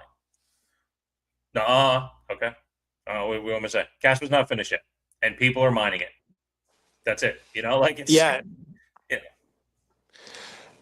Yeah, I mean the base layer isn't right. Like it's still being built out. There, and then we're not afraid to say, like, hey, you know, it does need to be used. Like, it's a proof of work system. And unfortunately, a majority of the conversations with Bitcoiners, like, oh, and I can see what they're saying. Like, the base layer, it is the most secure monetary digital network, right? It has the most hash behind it, but it's been around 17 years. And there's fundamentally some things that we look at. We're like, okay, and you just go back to, we've said it several times on the show. People on the spaces and that are listening to us know this. Like, just go look at why the block size wars happened, and then what came of that. What came of that were other iterations of the same type of technology. Like, you go in a little bit deeper, you realize, oh, Caspa is a block tag. Well, what's a block tag? You got to go down that path for yourself. Like, we can sit here and say it as much as we want, but you got to go see that and try to understand that and have it make sense to you. And then if you want, move a little bit of your time, like some of these, you know, like Zach did on Saturday. He's like, I just put a couple $100. Like, you know, he's still a working man. He says he has most of his net worth, and that's really what it is. It's like this whole concept of, oh, go all the way in, and, you know, look at. I mean, I've been in this for 2 years now with Casper. For me, it's like there are these cycles of this bullshit propaganda that's thrown out there. Like, oh, it's going, and you get most people get caught up in that. Like, that's where most people are, and that's why they leave. right. Oh, Bitcoin was supposed to be like 250, 500K by now, right? Like, I didn't buy into any of that bullshit because I remember seeing it go down to $3,000, up, you know, 6, and then up to 20, and up to 60, and back to fucking 21. Like, I remember seeing that. So for me, it's like, that's surface level bullshit. I'm not paying attention to that. Yet that's what gets the most attention. That's where people go with it, right? And that's what we see. That's more of what's amplified, because the algorithms amplify what most people talk about. But, you know, can you go a little bit deeper? Can you have a more of a in-depth conversation with yourself, and then reach out to us? Like, we're some of the most open people on what this is. Like, we're willing to go there and have the conversation and say, like, yeah, by the way, none of these protocols are perfect. They're works in progress. They're technologies, and people are working on solving the issues. But yeah, I don't put any of my energy on people that are glass half empty, right? Like, I really never have, and life's worked out pretty great, bro. So that's all we got to keep doing is, like, okay, cool. You want to have a conversation? Let's have a conversation. All right, cool. You brought that up. Here's what I have to say about it. It's not about being right. I'm not trying to be right now. This is what it is. What is, as Bishop says, what is. Okay, and what you got? Okay, yeah, that doesn't. And then you just move. You move through that. Like, people give too much energy to the bullshit, bro. And, you know, well, again, I talked about this a couple of weeks ago. I noticed the conversation shift, and that's probably why we got to get somebody like Zach to come on the show and talk to, like, Silver, VJ, you know, Onion, and myself. So that was beautiful, man. That's just gonna keep happening. That's just gonna keep happening, bro. Because truth is truth, and the truth rises to the top always. It may take a little bit of time, because people try to bury it, but eventually the truth sets you free, bro. The truth sets you free. Right. Cliches and sayings are there for a reason. Yes, sir. One thing you said was, you know, and if you want to, then come talk to us. And I felt like that might be a good point in the show to see if there's people that wanted to come talk to us. What do you think? As you said that, brother, I think was time. See, we're in sync here. Get it? Which, by the way, I'm not gonna lie, was one of my favorite bands growing up. I would not admit that back in the day, but It's Justin Timberlake's hard. Justin Timberlake's my guy from NSYNC. So, anyways, that's a whole other time. I put out a tweet a couple weeks ago about how every time I hear the Spice Girls, I'm like, man, they were really good at what they did. They can sing. The songs are catchy. It's not like they sucked at it. And I'm like, no, the music doesn't suck. And like, I couldn't imagine. And look, they came out in like 96, 97. I'm 11. I can't be an 11-year-old Spice Girls fan, right? And I'm like, but like as an adult, I'm like, oh, the Spice Girls fucking rock. They're awesome. Yeah. So Yeah, anyway, my guy was Timberlake, and I could sing, and I did a talent show, and when I was in college, and they're like, oh shit, I sang one of his songs a cappella. I'll save that for another day. But we got my man Crypto Odie, just proof of work Odie, right? He doesn't go by Crypto Odie anymore. before we bring him to the stage, let's get some business out the way real quick. All right. Episode 24, live on Kaspa Standard, getbettermelts.com, promo code LOTKS. If you're interested in an energy exchange donation, LOTKS.kas or liveonthekaspastandard.kas. He is Juan at Glitchin888. I'm Bishop at TWTakes Podcast. We are live video 3 places, vvor.xyz/channel/TWTakes Podcast. We are live on X, live on the Kaspa.s, and live on YouTube, youtube.com/live on the Kaspa Standard.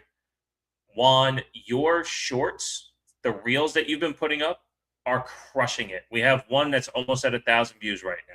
So that's pretty cool, bro. Yeah, so if you guys can like and subscribe everywhere, follow us, put the bells, the whistles, all that shit. We're on TikTok too, bro. We're everywhere. I created an account for everything. So hell yeah. If you like, I'm putting those little clips together just to kind of get, get people over. And it's not just about our show, bro. Like just getting people to 1,000%. More, bro. Yeah, for sure. I know it's not about necessarily, getting the most subscribers possible, but in order to make sure that you guys can see and help spread the word, for sure subscribe. So when these do go up, which I know a lot of people in here share your tweets every time anyway, which is more than fine. And I appreciate that, guys. Yeah, get it on YouTube, get it on TikTok, Instagram, all that, and we'll I got to get those handles from you too and put them in the description of the show. All right, we'll definitely do that. Yeah. Sounds good, bro. All right, episode 24, Odie, welcome, brother. Yo, how you guys doing? What's up, brother? I'm doing good. Good to see you, bro. I'm thinking one day when we meet, Juan, I'll play guitar and then you can sing some NSYNC songs. Oh, there we go. I'm down with that, bro. We'll do Bye Bye Bye and Tearing Up My Heart. Okay. Yeah. Them in the back. Them in the. I'm a tenor. I'll let you guys know that. So I'm a tenor. And but I'm probably a mix between like JC and Justin's got like a voice that's on obviously he's fucking Justin Timberlake. But don't worry, sounds good, bro. Sounds use good. use a capo, throw a capo on the guitar, you can sing it in any key you want. Exactly, you're right. I play a little guitar too, so we'll have to jam it out together, bro. That would be fun. Absolutely. So I was listening to you guys before talk shit about Bitcoin, and I got super excited. I wanted to come up, and I think I just wanted to talk about. I have some themes that I was gonna maybe speak on, which is first of all, like smaller teams and our ability to like maneuver, and then the quantum thing that's kind of like coming up right now, being a little bit of a hot topic and becoming a little bit more valid. Which is interesting. I think there's a chasm of people who are going, wait, is this inevitable? And how intense are these computers going to get? You know what I mean? So I don't know. What are you guys' opinions on this stuff? Well, I think for me, technology is the thing that we can never truly guess, right? Like, we know for sure it's going to evolve and it's going to get better. Like I had mentioned that IBM computer from back in the 90s that beat the world chess master, right? And but that was like Watson, I think it was, right? And it was the size of my house. Well, now like my phone is smarter than that, right? And within my phone, there's applications that have AI. So like, I'm not. So I think I know where you're going with this. I'm not on that road with you where like it's all going to come for all of our shit. But do I think it's possible? I do. I do think AI can get to a point where they can crack a seed phrase. There's only so many 12-letter combinations or 24-letter combinations that exist. Even if it's in the trillions or quadrillions, that's still a quantifiable number. There's no infinity out there that can stop a quantum computer from accessing something. So it'll be tough, and I don't know how we get around it, but I definitely think everything tech that's that smart is highly weaponizable. So there's a chance that anything can happen, and I don't necessarily like it, but I don't put the energy into worrying about it. I am Right. Yeah, and where I'll give my 2 cents on it. So where I come from it is like I take what people that are a lot smarter than me in that area say and kind of digest it. And I go towards the conversations where they're acknowledging that they're like, there's always going to be problems, right? Nothing is ever perfect. So I just appreciate when these topics do come up that we speak on what is, right? And not dismiss. So like when there's dismissal of things like we get from, some of the Bitcoin camp, it's like, okay, how about but we have questions here. We're talking about it. Somebody's bringing up this point. Another person's looking at it this way. So I think it's healthy to have these conversations. They're uncomfortable for people, but I think they're necessary. So that's my view on it, Odie. So I've been seeing it. Like obviously don't know it at the depth that that you probably know it, but I think it's important to talk about all of this stuff. Is the biggest concern that it can crack the Bitcoin algorithm, or that it can get into people's wallets and seed phrases? It's a combination of things. It's when the public key is exposed type of things, and this is like the early threat. What I'm seeing though is this is going to be a quantum leap in computing, and it's becoming, if you start watching things on YouTube, like there's this really good YouTube channel called Veritasium, and it kind of takes these very complex things like computer chips and the most kind of front running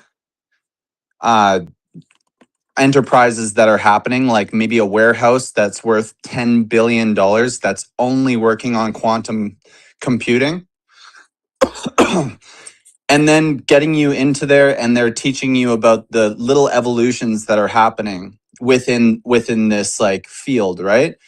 And when you couple this with AI, and I'm saying this is fine, because if you have one side of a reaction, which is a push, then you have the pull, like, or two pushes, let's say.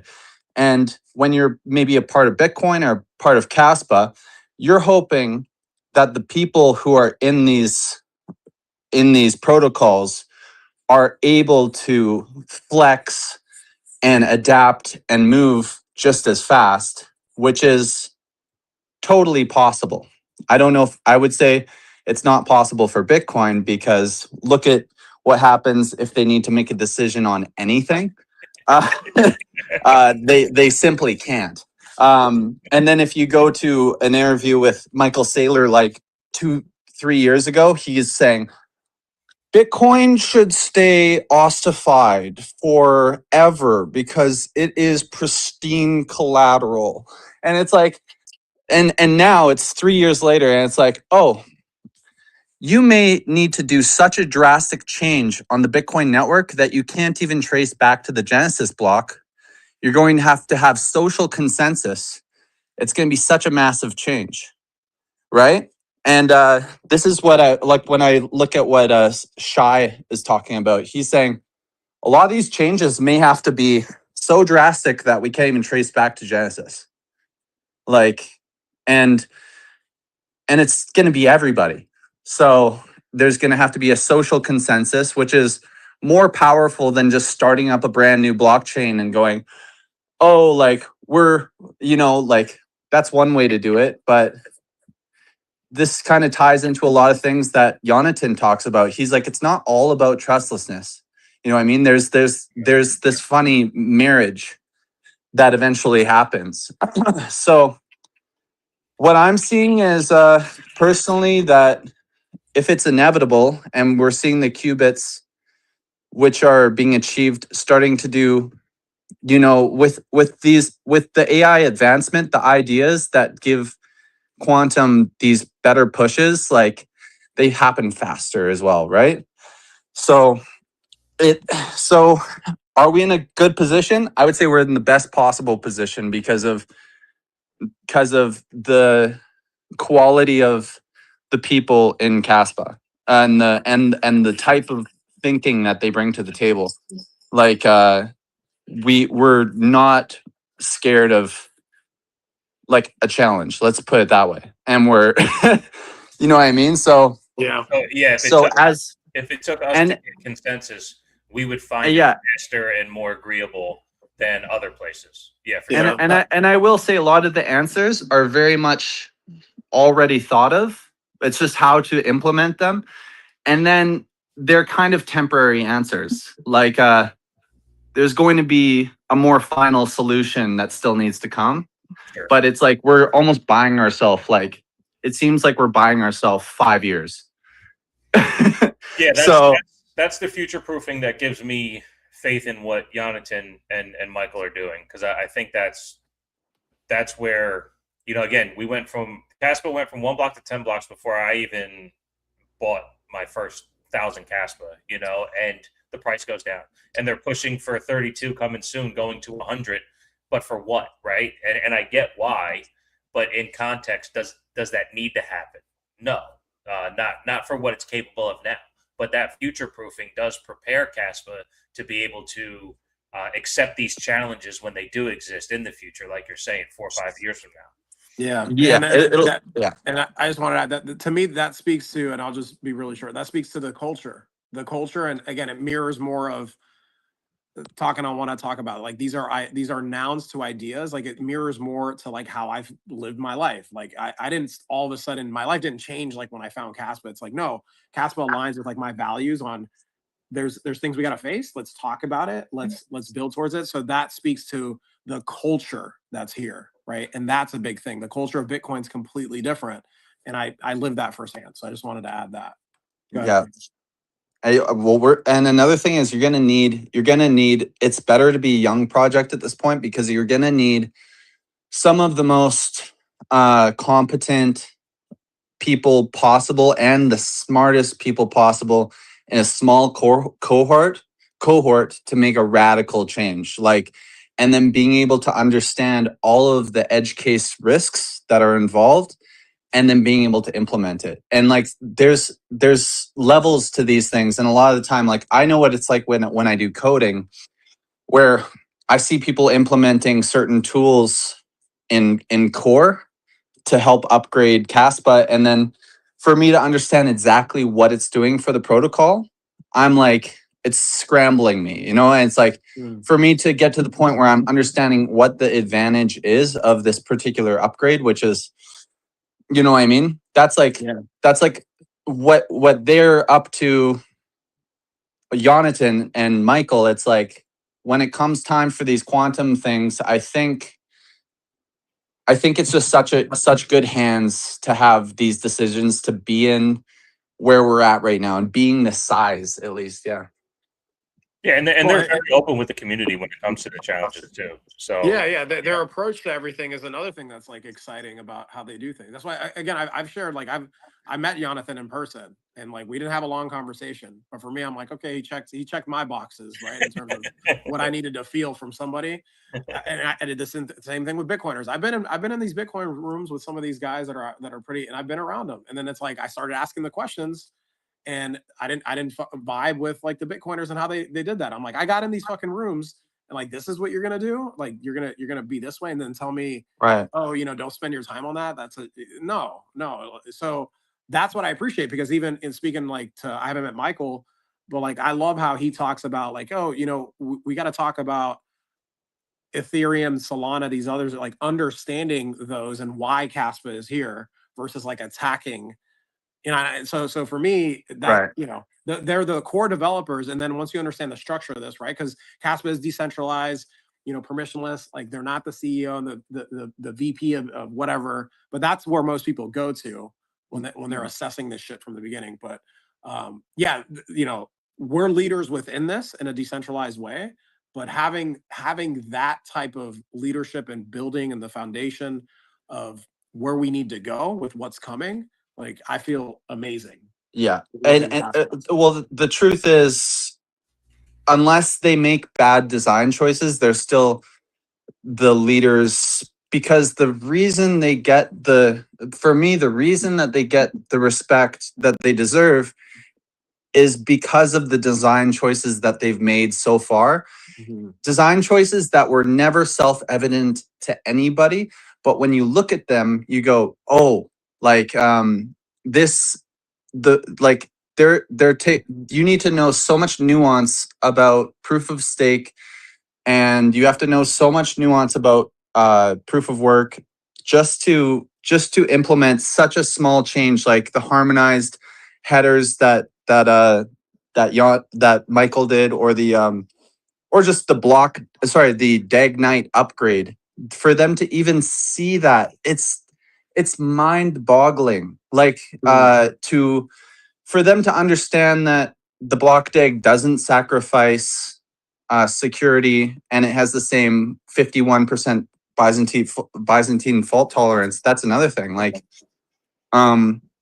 these things are not easy to see, and it's like looking through the matrix almost, in a way. If you can see clearly how these systems work, it's truly rare.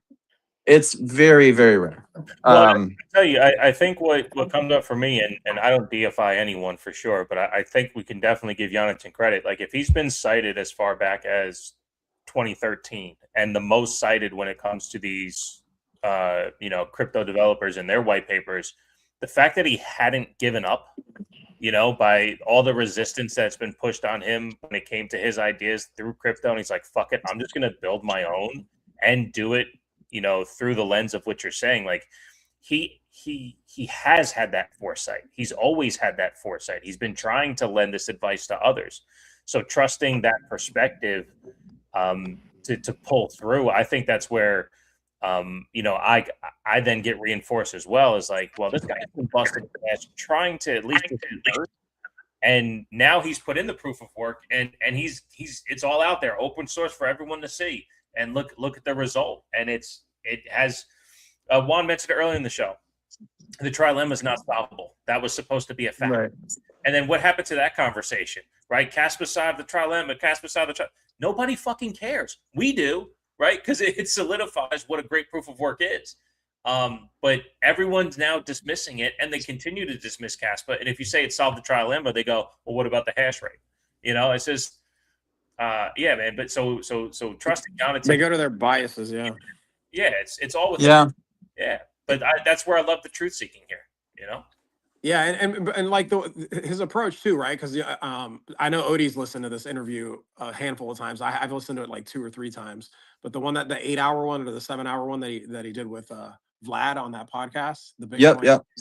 Yeah, so he even talked about, I think he shared it there, or maybe it was in another video, but he talked about how, like, yeah, I didn't even really want to. He kind of felt compelled to do it, but he's like, I would do everything different. Like, there was a lot of again, that approach, it wasn't like he's like, oh, this is what I want to do. And I know there's a quote out there of him being like, oh, part of this is to get rich. But like, when you see and understand his humor and like how he goes about things, and I like this post. He put a post out a little while ago where it said, like, the family's like, you've been doing this for 13 years, right? And then he had like a clip of why do you do it? And then he had I don't know if you saw, Bishop, like, of LeBron.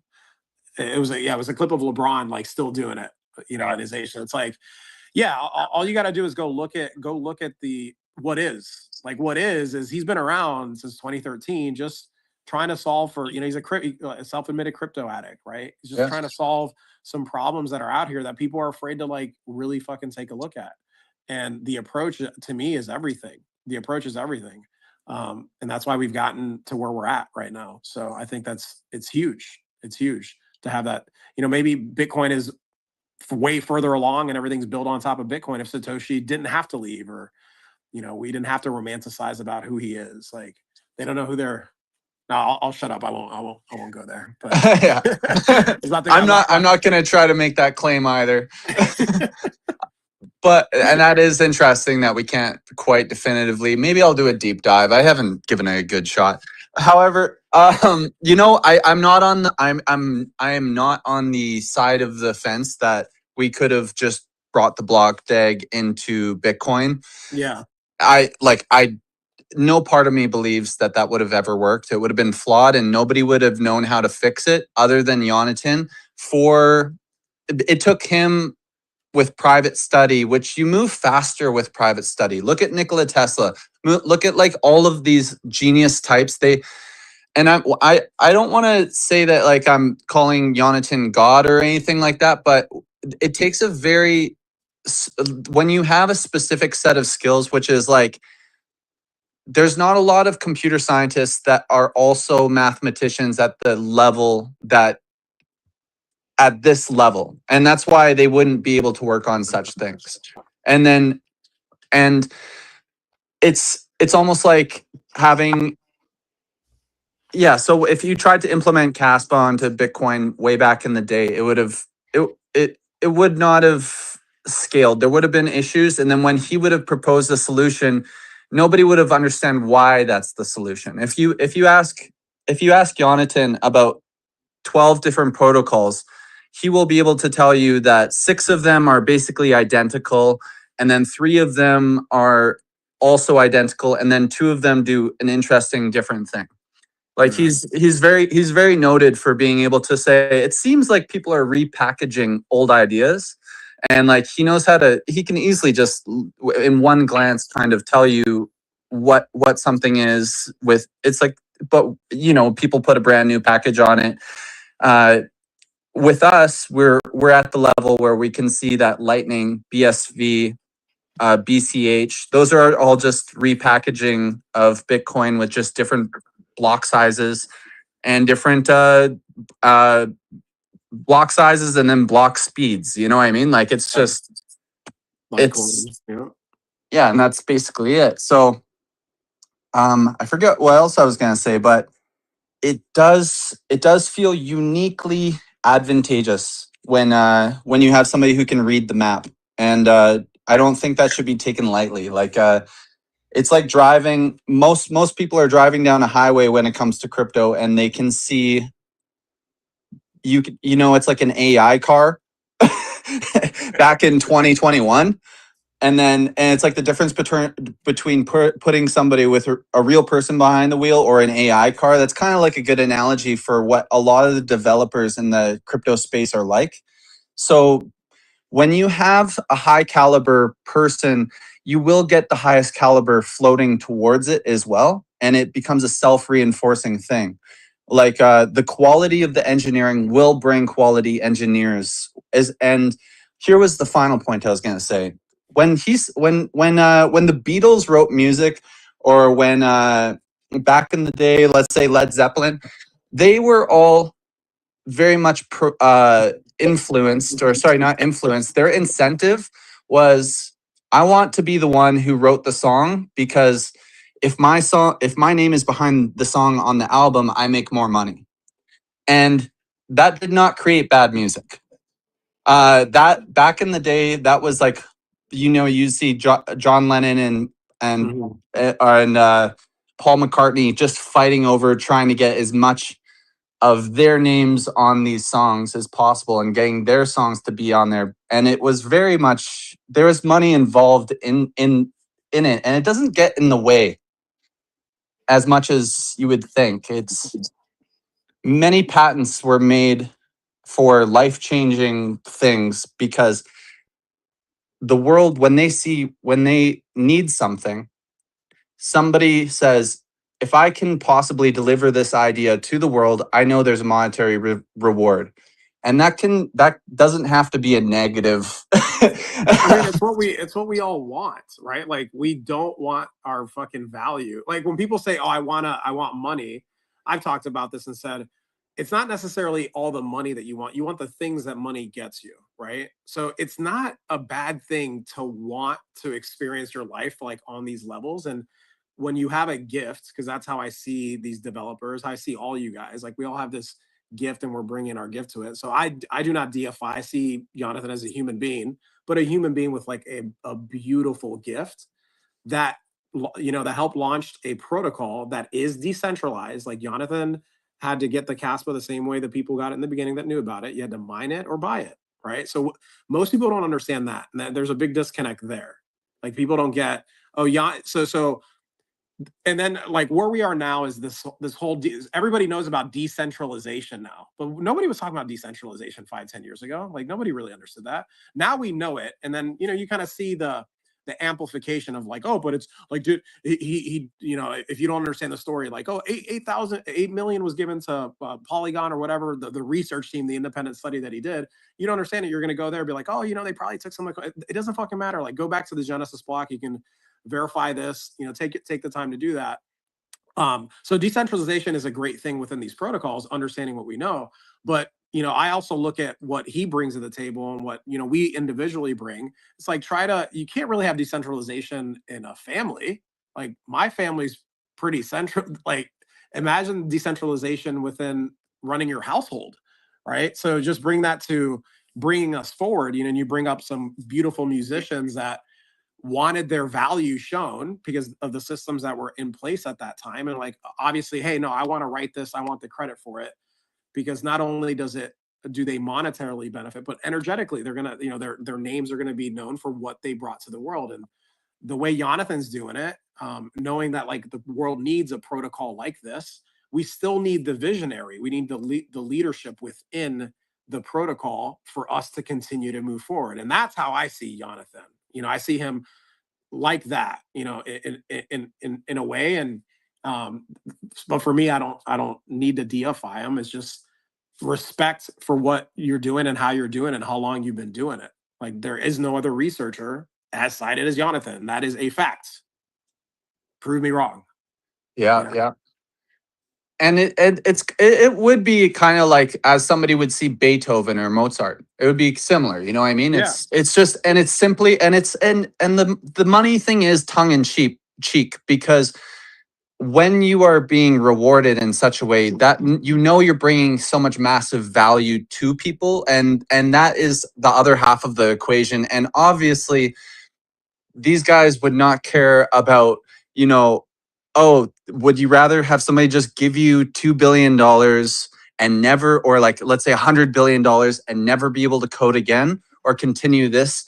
And I'm certain that it would be continue this. It gives me so much meaning, right? So there is obviously it is a lot of tongue in cheek, but it's coincides, because if you bring massive value to, even if it's a little bit of value to many, many, many people, it still accumulates.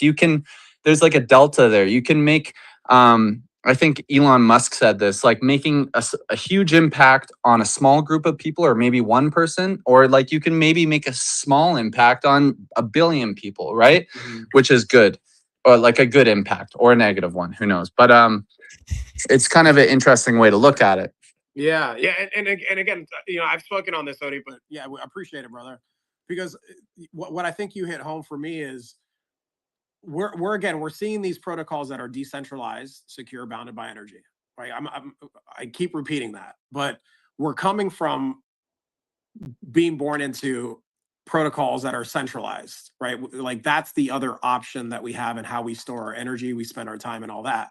So there's this cognitive dissonance, this disconnection of when you see the complete opposite of what's happening in these protocols. So over here, when you do what Jonathan and like Michael are doing, or like even us, right? When you're giving your time and energy and you bring value, not only could you be rewarded monetarily, but you're also rewarded. Like, again, I've talked about this, like, when I'm living the way I want to live, whether I had $100 million in the bank or I had $1 in the bank or in Kaspa in a cold wallet, right? Like there is no difference. So having the money speaks to what you talked about. Like, hey, if they were offered this, like would they take the money and like not do anything or keep doing it? I think humans get to their ideal selves and to their best potential when they realize like it's not about the money. Like I want to do what I was born to do, right? So I think that speaks to like some of these, these guys that really don't look at the money aspect of it, but obviously you need the money in order to function in these societies. And like when you're coming from the angle of what Kaspa provides, like we're still trying to make the connection and understand how a decentralized protocol does it compared to like what the systems that we have to operate in, that we're forced to operate in, so I think we're still figuring all that out, bro. And they're obviously providing a tremendous amount of value and vision, because like the vision's necessary. The vision's necessary to move us all forward. And we need something like Kaspa to work, because the old systems are falling apart, man. And that's pretty evident. Like that's what we all feel. Some people can't put their finger on it or maybe aren't able to describe it, but I'll speak for you. It's like, yeah, that's what it is. It's like you're being debased. You're being debased, and maybe you don't understand exactly how that's happening, but it's happening. Like I went back to Miami, went to our favorite restaurant, and I'm like, oh shit, the steak went up fucking $5. I'm like, it's happening real time.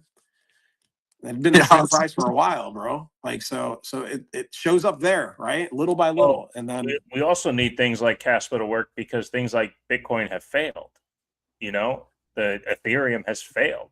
Ethereum could have been a fantastic proof of work if they fixed some issues, but they said, fuck it, we're going to go proof of stake. And I don't know if they failed yet. We're assuming, but they could always make a massive lateral step. We're just assuming that they are not capable of doing that. Sure.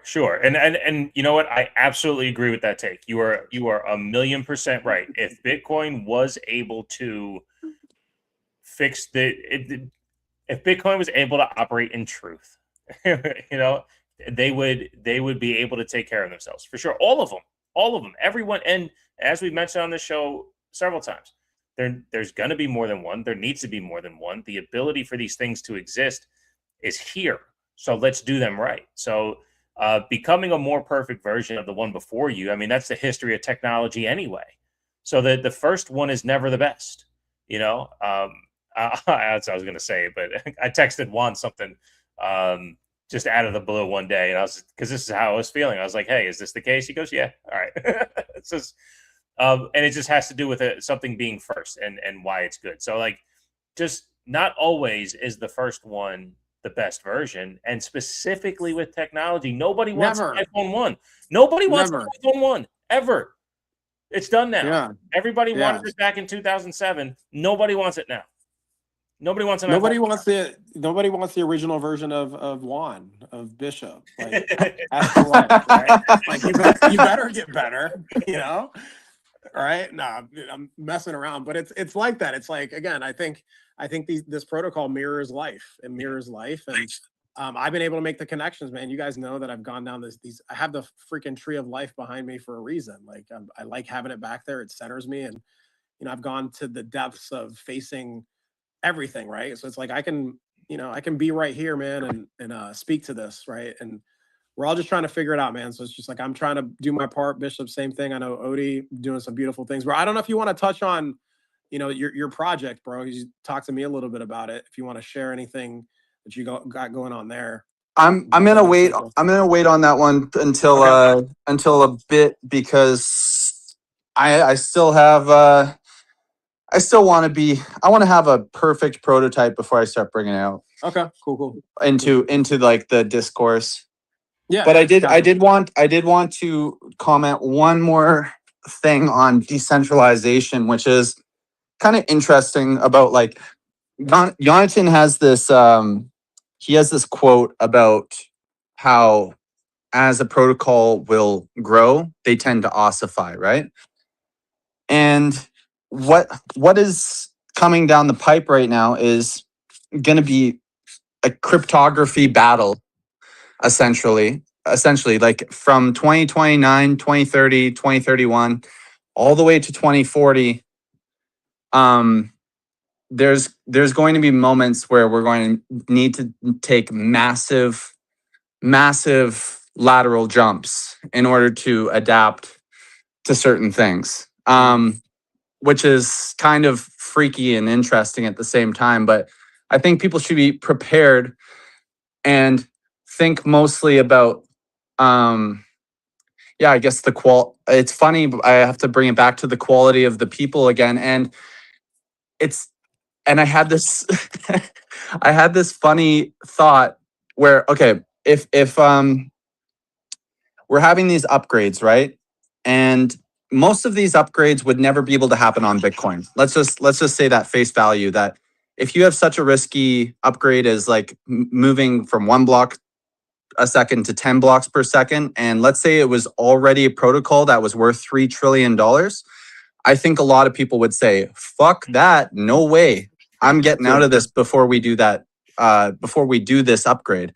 And that's truly what happens when there's lots and lots of money. People will not be glad for a large upgrade that has like, it, like, you have to trust a few people and their expertise. So what I'm thinking is going to happen with Kaspa is, as it has these major upgrades in the next 4 years, we're going to be basically at a place which is ready for the world for all intensive purposes. It's going to have the Dagnite, which kind of is resistant against internet splits. It's going to probably get up to a block. It's going to have at least the framework of easily being able to upgrade its block rate. It's going to have the vprogs. It's going to have all these architectural things in place where it's like, do we really need to have massive upgrades in terms of scaling technologies? It's like, maybe not. And then it may just move over to the cryptography side of things. And it's gonna be, I don't know, it's gonna be nuts. I just have to, I'm coming on here to say, like, I'm seeing a lot of in the future, I'm seeing a lot of chaotic times where there's going to need quick decisions and the smartest people. And I guess I'm just saying, like, I'm really glad that I'm on Kaspa, or with Kaspa's side at this point, because it's going to be a fun 5 years. Well, yeah, when 5 years happens. Yeah, it's gonna be fun. I'm with you. I'm with you there. Yeah, great stuff, Odin. Great stuff. Yeah, because, well, people love the feeling of sitting on their laurels and saying this is the sure thing forever. And what the sure thing is it is truly the flow of what's happening. So like you were saying, a protocol that is based in truth, where we're not scared to acknowledge exactly what the risks are that are happening, and then attack them face on. If you are willfully putting your head in the sand like other protocols and ignoring structural things that go wrong, like Ethereum with their L2s, and being like, well, this will work, and then it takes them 6 years for Vitalik to even consider saying, you know what, maybe we need a monolithic thing, maybe. And it's like with Bitcoin and like certain security budget things, and like we all know that I go far and beyond on that, and nobody will talk about that. No. And then the Lightning stuff, which they're starting to talk about. But if the protocol is openly criticizing its own self as a habit and like attacking in such a way, it's the perfect place to be. I've kind of nailed the same point 100 times here. Well, I think Anyway. that repetition brings it home for people, man. So you have to hear things. I was going to go to a saying, but I'll butcher it. But hearing that over and over, and we've said it a couple times, and the common theme and what you're saying and what Bishop has said here is like, the culture is different. This is a culture that is going to face what it needs to face and adapt and move. Right. So again, speaking of what I talked about, to me, this mirrors how I've lived my life. So like, Kaspa is a beautiful protocol for myself because it's how I function on a daily basis. Like, I don't take just what you tell me. I'm like, okay, but what is it? All right, what I need to do, let's move and do what we got to do. And I see that at scale within Kaspa. and that's what resonates with how I see the development, and like, even how you're talking about it, how Bishop shares on it, and what I feel like when I've gone to these conferences and met, some people in person. It's there. I've gotten to experience that, and I know there haven't been many Kaspa, conferences and all that. So it's just like it's only a matter of time before that starts happening. And we do meet, and we jam out on the guitar, and I throw up some Timberlake lyrics. But Harmonize. the, I'll ad lib. I can hear you harmonizing there. In the background. Yeah, man. So yeah, and just put a little light on that. But you're right, Odie. I think you're speaking to something that needs to be continued to be spoken about, right? Like people need to. Hey, within Kaspa, you spend your time here, you put your energy here. You don't have to, our buddy Zach did. He's like, I just put a couple $100, and then I just started. Then all of a sudden, I'm not a Bitcoin maxi. Like that is, for me, that would be easy to move to something else. Be like, these guys are talking to me and acknowledging that, hey, it's okay to ask questions and question things. So that's what we have here. And, I hope that continues, because I'll bounce somewhere else if it doesn't, bro. As soon as I'm told, like, have fun staying poor, or shut up, or it should be this way, like, I'm not going to be around. But I don't see that happening with Kaspa. So at the foundation and what this is, like, we're not afraid to go where we got to go and have the conversations that are uncomfortable, right? To move, like you're saying, Odie. Well, I think if you put two of the things that Odie was saying together, because I know he's definitely fixed the fee market maxi across the board. One thing we know Odie's incredibly familiar with is transactions, right? And I think the developers are also aware of how these transactions are affecting the fee market. So when Covenants does come into play, someone, we've had KII in the audience the whole show. Appreciate you showing up, Rory. And what they just laid out last week on our show, or the week before, I forget which week that was, and putting out their Warp Core paper this past Sunday. They're going to use the developments, and sorry if I'm speaking this out of school. They're going to use the developments within Kaspa to create these heavier transactions, right? He spoke about doing, what was it, 26,000 transactions in 1 second, or whatever it was. Sorry, again, terrible memory. But basically what I'm saying, weighting these blocks so heavy that it does increase the fee market, right? And it's to cryptographically prove what has happened. It's not about sending cash back and forth. It's using cryptography to help this fee market. So right. as we look at these other things that are happening, like, again, back when a lot of, because I know Wednesday night was a very good time for this conversation. We would have a lot of fun. So shouts to you guys. But talking about these, like, I wasn't as concerned as you guys, because I know Kaspa's not finished. Like, yes, it's something to be aware about and something to be worried that if it doesn't get fixed, but also Kaspa's not finished. And as they're building, they're creating ways to create these heavier versions of transactions, so it does introduce a bigger fee market, which is fantastic. It's just not here yet, so we have to trust that. And being trusting in a trustless system is very, very hard. So I'm excited too, and I mentioned this to Juan. I haven't said it in a while, but like, yeah, Kaspa in 3 years, Kaspa in 4 years. You just said it, Cody. This ride in 5 years. We have no clue what Kaspa is going to look like, but we know exactly what Bitcoin is going to look like. They're 99% not going to change, right? Like, they are going to stay where they are, and if that's the case, Kaspa has the ability to kick the whole system in the dick by continuing to evolve their protocols to create, denser transactions to create that fee market. That's what it feels like is coming about. It's not here, but when it's here, we'll talk about it. If they miss, we'll talk about it. I've said it before. Kaspa's too fast, too cheap. You can do too much shit too fast, and it doesn't help anyone except for the users, which is great. And I don't want to pay a lot to send money. That's why I got out of Bitcoin. That's why I got out of Ethereum. It costs too much to move it. I don't want to do that. But yeah, move that bitch to decimal, and you might help a little bit. But then again, when you look into the protocol, no, it's the weight of the data that is going to help do it. Fuck it. Right. Peer-to-peer all day. They want us to do peer-to-peer all day without sacrificing sovereignty and individual wealth. That's fucking awesome. But these big businesses, these guys, they're going to create these heavy transactions. They're going to support the miners. Oh, fuck it, hey, let's go.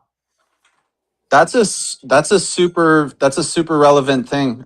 Absolutely. Because like, there's going to be so many creative ways to use the sheer volume of our blocks with the prune nodes and UTXO headers and those types of things to validate things that you would assume need to be archival, but I'm sure there's going to be also creative ways of just using a lot of block weight. And yeah, absolutely. And yeah, I have a feeling that when it comes to AI in particular, if our people in Kaspa, I was watching this Stanford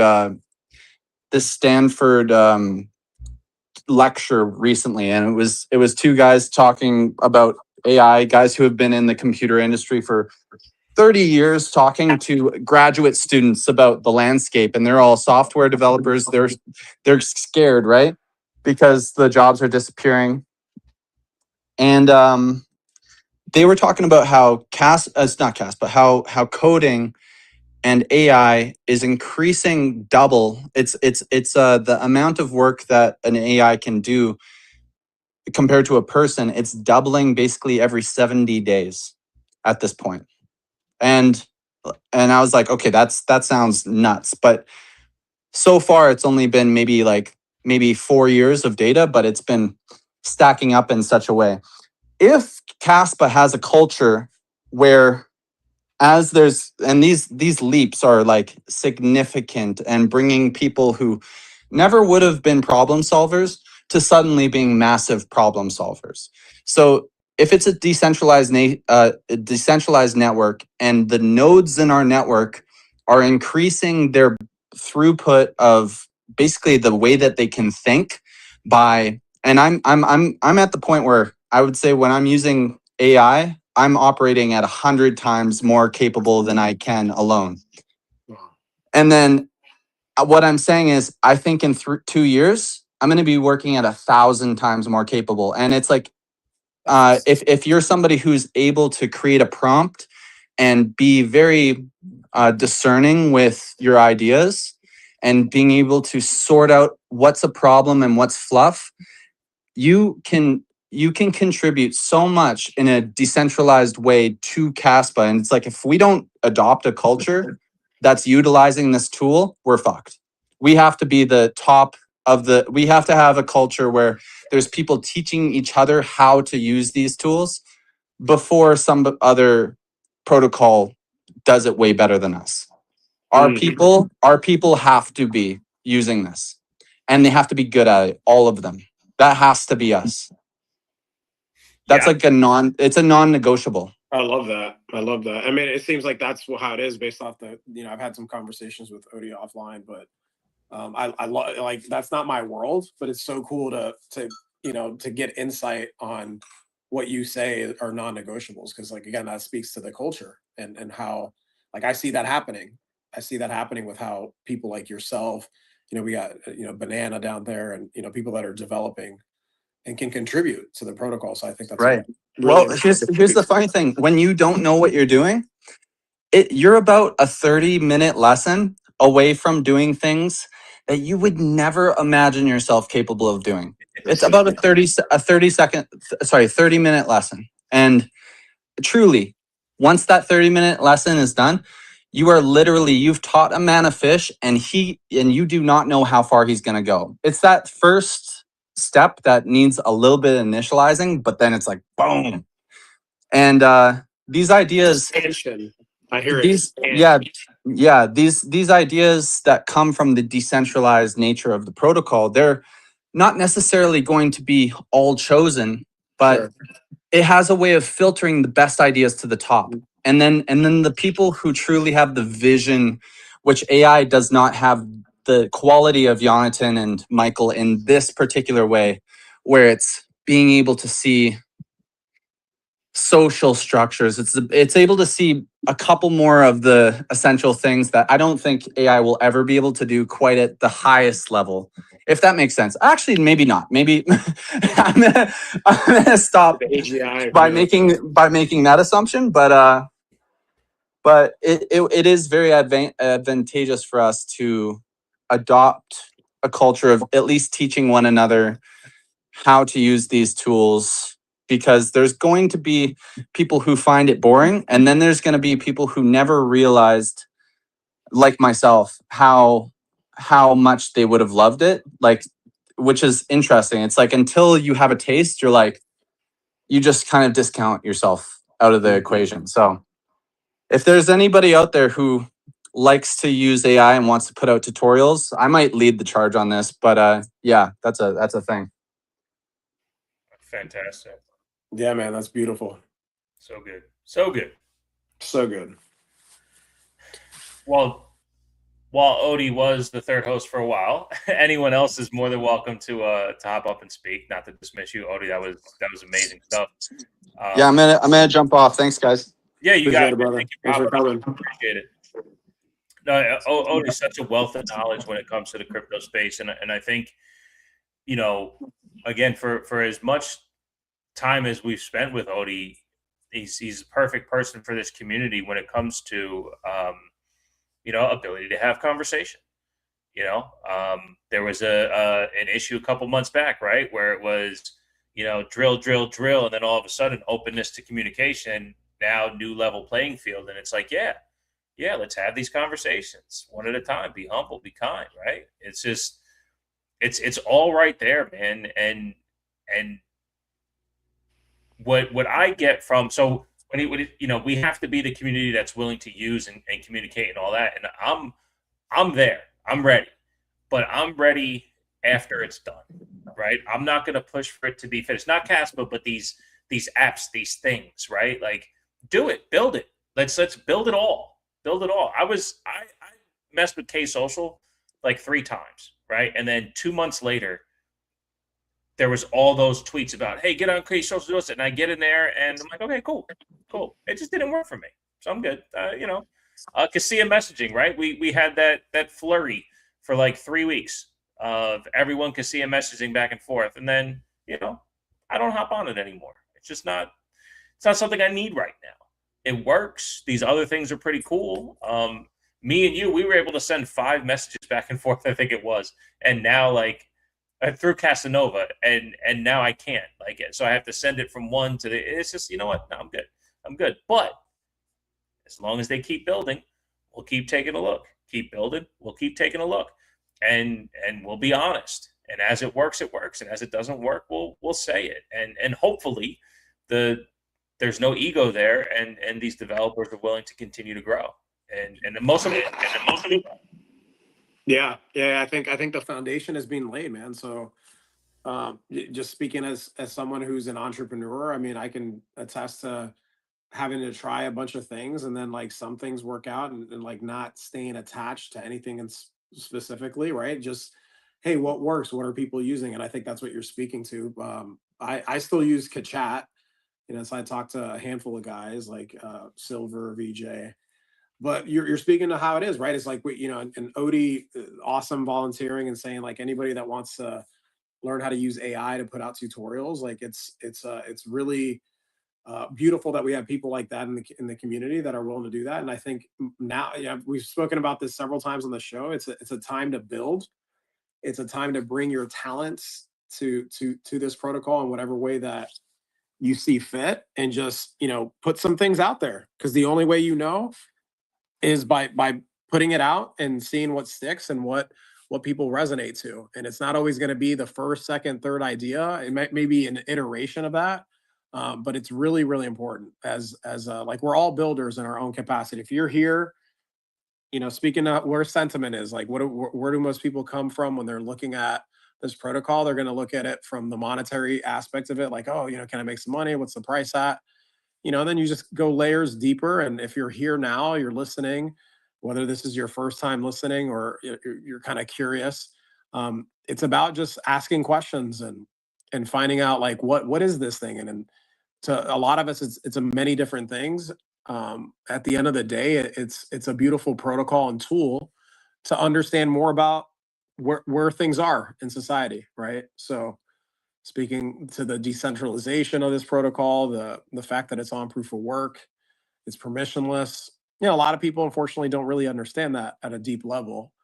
So it's on us who do understand it to try to communicate that, to bridge that gap. You know, so meeting people where they're at, understanding that you're going to have some conversations, and like, you know, you repeat some things a couple times.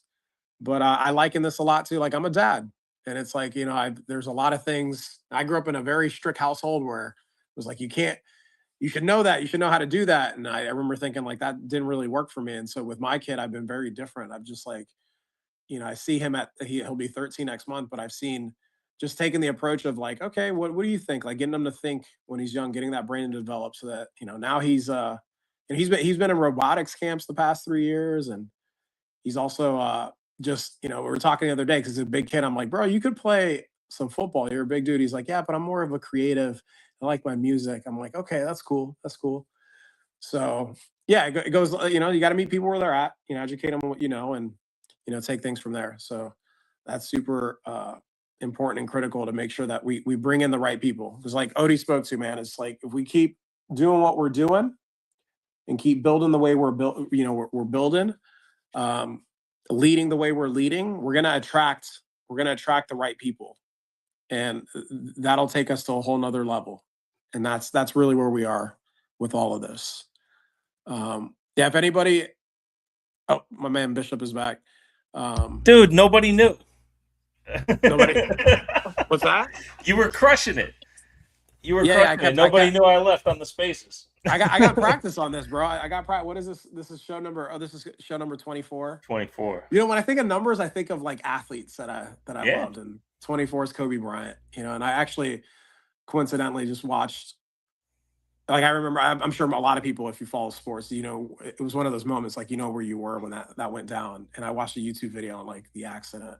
Just still sad. It kind of like still hits me here because Kobe had a lot to offer the world, man. He went so young. But yeah, I think of numbers, man. Kobe's 24 and 8, you know, but yeah, no, dude.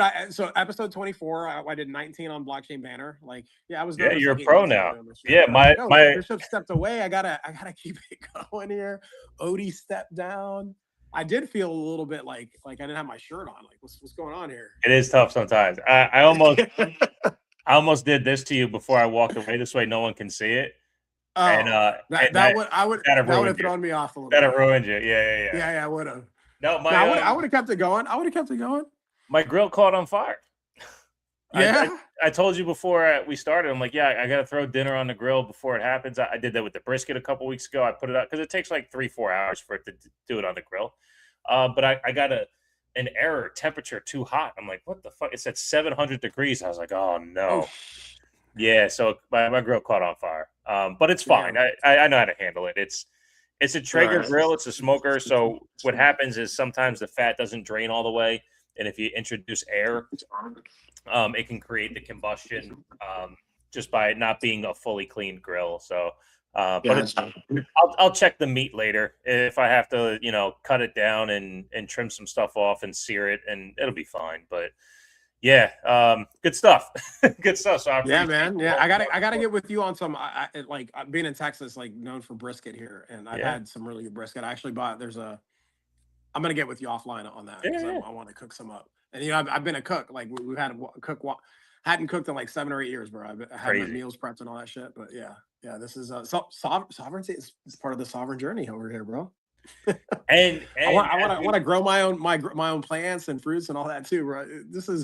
I love it. I love where I'm at right now. It's amazing that we've talked about this, right? Like and does anyone see you any different, right? Is anyone receiving you any different than before? No, they're getting an amplified version of me, if anything, bro. It's like, you went from penthouse and everything done for you in that system, right? That cyclical system that you have. You're living in an apartment with no yard, and dude, you sent me a voice note earlier, and the amount of birds chirping in the background, I was just, that's my life. Like when I say I sit in my backyard, I love it, man. So I was listening to the voice note.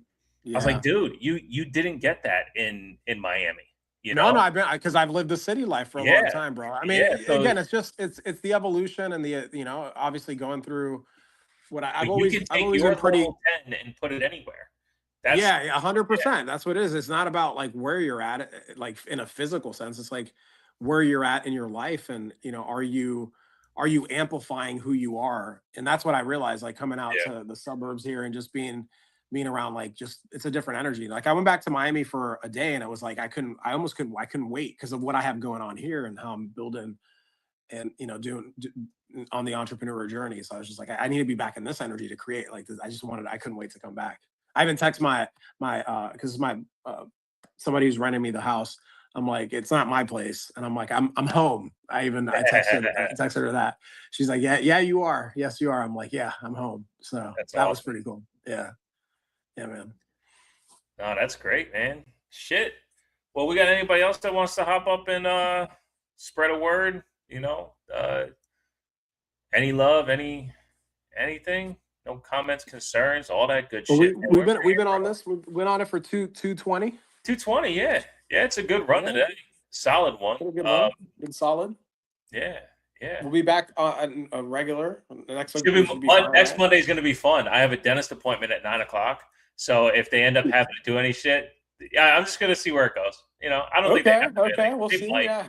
But if I end up with like a numb jaw and they just see me doing this until about 3:00, we'll see what happens. But I'll power through.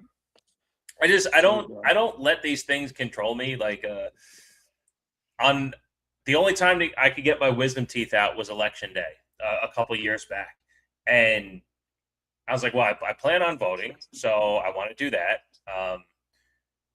So I'm not going to get the gas, right? Because I want to drive to the voting booth. So yeah, just shoot me up and pull them out. Well, I'm a natural redhead, and supposedly redheads have a high tolerance to Novocaine. It takes more to mess with the nerve endings. My wife went for dental, and that was one of the things that they told her. So I could like my mouth was so jacked up for a while because they had to pull out all four at the same time. And they're like, "Do you want to come back?" I said, "No, I don't want to come back. Do this shit once and get it done with." So I went from there to the voting booth, and I think I might have done a wrestling podcast that day too.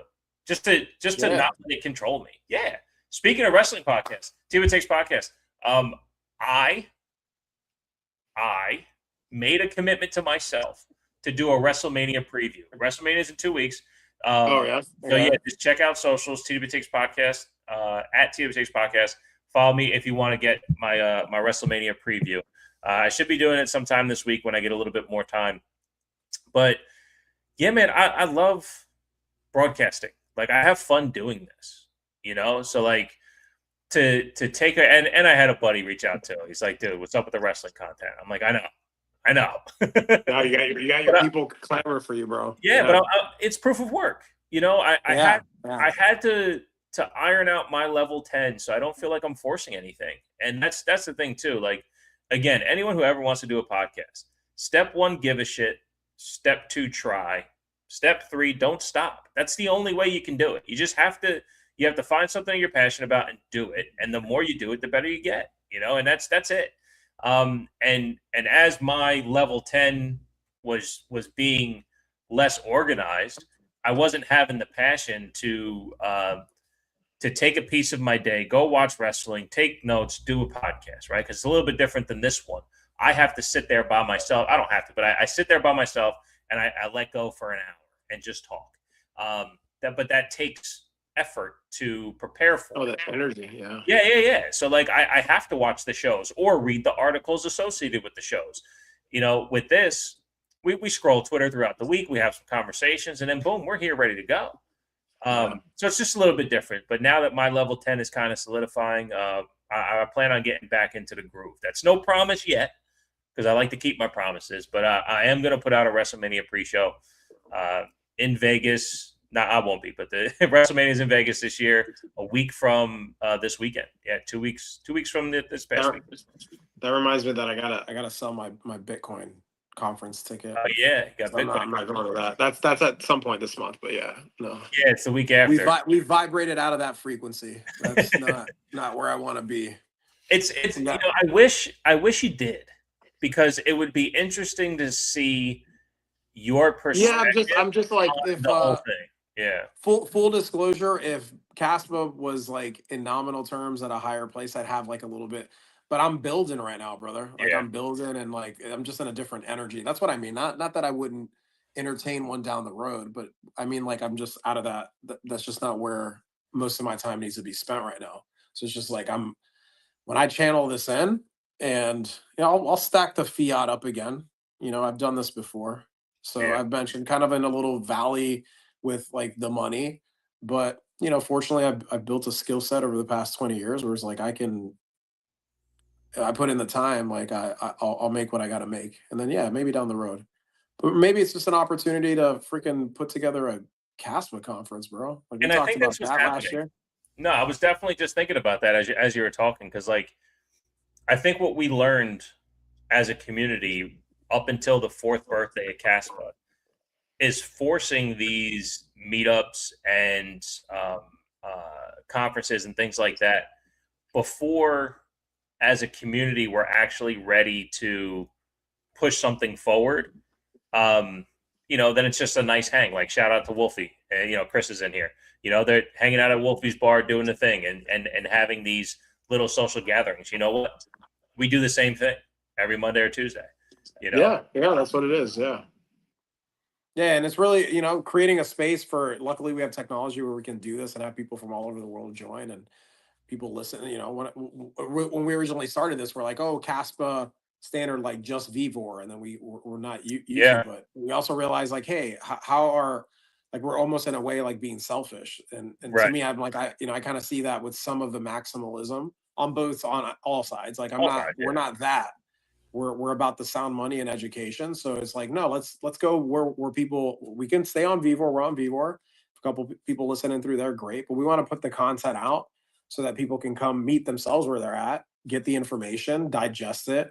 And that's why I started putting together the reels, and thank AI for that. Cause that's like, I'm like, wow, Odie, I loved having Odie on here, man. Cause like he gets me thinking of a lot of things that I thought with business. Like right now being an entrepreneur, bro, some of the things that I'm doing by myself. And I know had I tried some of this shit 5 years ago, like I had assistants. I had like a Right. team.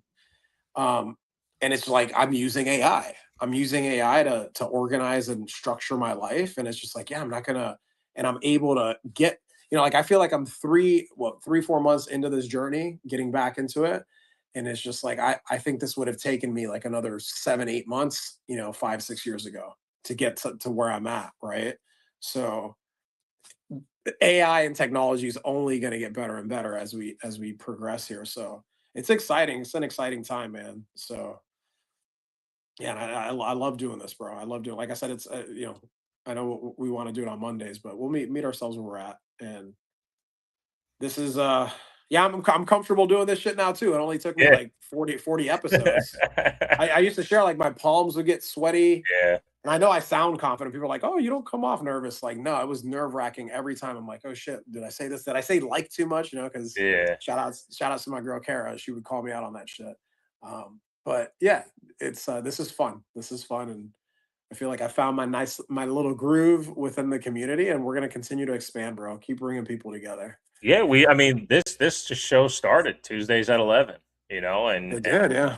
we locked it in Mondays at 12, but we had a great audience when we did the FUD Crusher on a Thursday, and we had to materialize on a Friday once, and the thing is, it's all frequency aligning. We come here for the purpose of how we are going to align ourselves to expend our energy, and what that looks like is what this show is. And you can go to youtube.com/live on the Caspa standard, and the playlist is there. And the playlist, yeah, it might say when the show aired, but if you're listening to it on a fucking Saturday, then guess what? We're there on a Saturday. Yeah. Because it's all presence, as the saying is, everything happens in the present. So, you were phenomenal in teaching me that when it came to, how the show is and what the show looks like. It needs to look like someone watching it when they watch it. It's not about, making sure it's this on this day or that on that day. No, it has to be ready for someone to receive it at all times. So like, I mentioned at the beginning of this episode when we went live, like, I used to go live, put the Bitcoin transaction up and just kind of let it run so the live audience can come in and meet us, and we just kind of get it going at once. And then Juan's like, a lot of our episodes, we're waiting like 7 minutes. So if someone goes and watches it, like, they're like, is the show going to happen? I'm like, fuck, that's a great point. When you're live, you want the audience. You want to wait around, let them come in. Okay, let's get going. Well, when you're not live, people don't have time for that shit. That's why the clips that you're making are we got one that's almost out of right now. Like, they want it right there. So it's a good mix. We're figuring this out, and it's working really well, man. Yeah. I hope we're laying a foundation for others to like take the ideas and run with whatever you think you can bring to the table. Because it's like I'm throwing all this out here. This is a decentralized. Like we're not in a sense. This is how I approach life. This is why it's perfect for me to be in a protocol like this, because I don't do anything at the end of the day for how much money I'm gonna make. Like I'm like, no, how can I give? How can I provide value? How can I share? How can I connect people? And then the money flows in like fucking crazy, bro. Like it does, so if you need to kind of see the example and try some shit out yourself, like, you use whatever we're doing. But shout outs to all the other shows. Like we got my man Chris on here, Blockchain Banter. Love being a part of that for as long as I was. That was my initiation, right, into doing this. So that was fun. That really set a lot of things up for me. And then they got like Blockchain Banter and Internet Speed. They do that tonight. That goes on YouTube tonight. A bunch of other content creators out there. Like I shouted out my man Scape. I like what he puts out there. What else is out there? Like Silver. Silver just hosted Silver, right? We can't forget Silver. Silver's always putting out content. If you hadn't checked it out, we did an interview. We got a little panel going on Saturday. Myself, Kaspa, Onion, VJ, Silver himself, and then also we had one of the newer guys that has come on over. His name's Zach. Yeah, he stopped by at the end of last week. He stopped by at the end of last week, right? The XSIM, Ankit. Oh he does a really good one, bro. For sure. Yeah, dude. I don't know if you can think of any other ones, but there's a handful of people out there just putting out good information, and there'll be more little by little. So awesome. Well, look, if no one else wants to step up, that's more than fine. We can duck out of here. A smooth 2.5 on a Tuesday. Appreciate everyone making the adjustment too. Again, like you said, we usually rock this on Mondays, and everyone's stopping by on a Tuesday to hit us back up. I see a lot of our regular supporters who are there. It's always good to see KII and Banana and 16-bit. Chris usually doesn't stop by on Mondays. Lavendi was in here earlier. Good to see him. George was here. Banana's in here twice. We got him with the on-chain POS as well. Oh, hell yeah. That's what's up. And everyone else who stops by. I mean, it's fantastic. As I mentioned before, when I went to bat for you when that guy took your clip, that the reason why I did it is because you are a trusted member of the community. If someone takes your clip, just put the name on it. If you guys open source, take everything we do, but put our names on it so people go, oh, there's this thing called Live on the Kaspa Standard. There's this guy called Juan. He hosts this space. I'm going to go over there and check that out in real time, But put this shit out. Help spread the word. All that good stuff, man. But all right, well, shit, man. Let's get into the business then. How about we wind this down, brother? Hell yeah, man. It's been fun. Let's go. Fuck yeah. Episode 24 in the books. Live on the Kaspa. Oh, that's not what I did. Bang. Live on the Kaspa Standard, episode 24, brought to you by BetterMelts. Get BetterMelts.com. Promo code LOTKS for 50% off. That's promo code LOTKS at GetBetterMelts.com for 50% off any and all purchases. I myself, Bishop, at LOTKS.podcast on Twitter. That is Juan at Glitchin888. You can find the show live on the Kaspa Standard at Live on the Kaspa.s on X. You can find us on YouTube, youtube.com/Live on the Kaspa Standard. We're over on VVOR as well. If you want to catch us on the live feed, that's vvor.xyz/channel/TWTX podcast. For an energy exchange donation, a little bit of love for the love that we give you, LOTKS.kas or Live on the Kaspa Standard.kas. Any and all appreciated. Again, one more time, shouts to Trulia. This is not a competition, but she wins 1,000 casts of love to us. We love you too, Trulia. Thank you so much. If you are new to crypto and you want to try Kaspa, we have a Kraken link in the description. And if you want to show your pride and be a CAS member of the CAS Map organization, then go to casmap.org. Use promo code Juan or Bishop. I'm sure I promoted that wrong. I apologize, Seb. Go to casmap.org to show your Caspian. There you go. Use promo code Juan or Bishop for your premium membership. Again, I am Bishop at LOTKS.kas Podcast. That is Juan at Glitchin888. You can follow the show at Live on the Kaspa. Juan. Reminder, Kaspa is vibrating at the frequency of truth seekers, and the truth is catching on. Be humble, be kind, give it time. I love each and every one of you. Looking forward to episode number 25 next week. Join us. Love you all. We'll see you. See you Monday. Peace.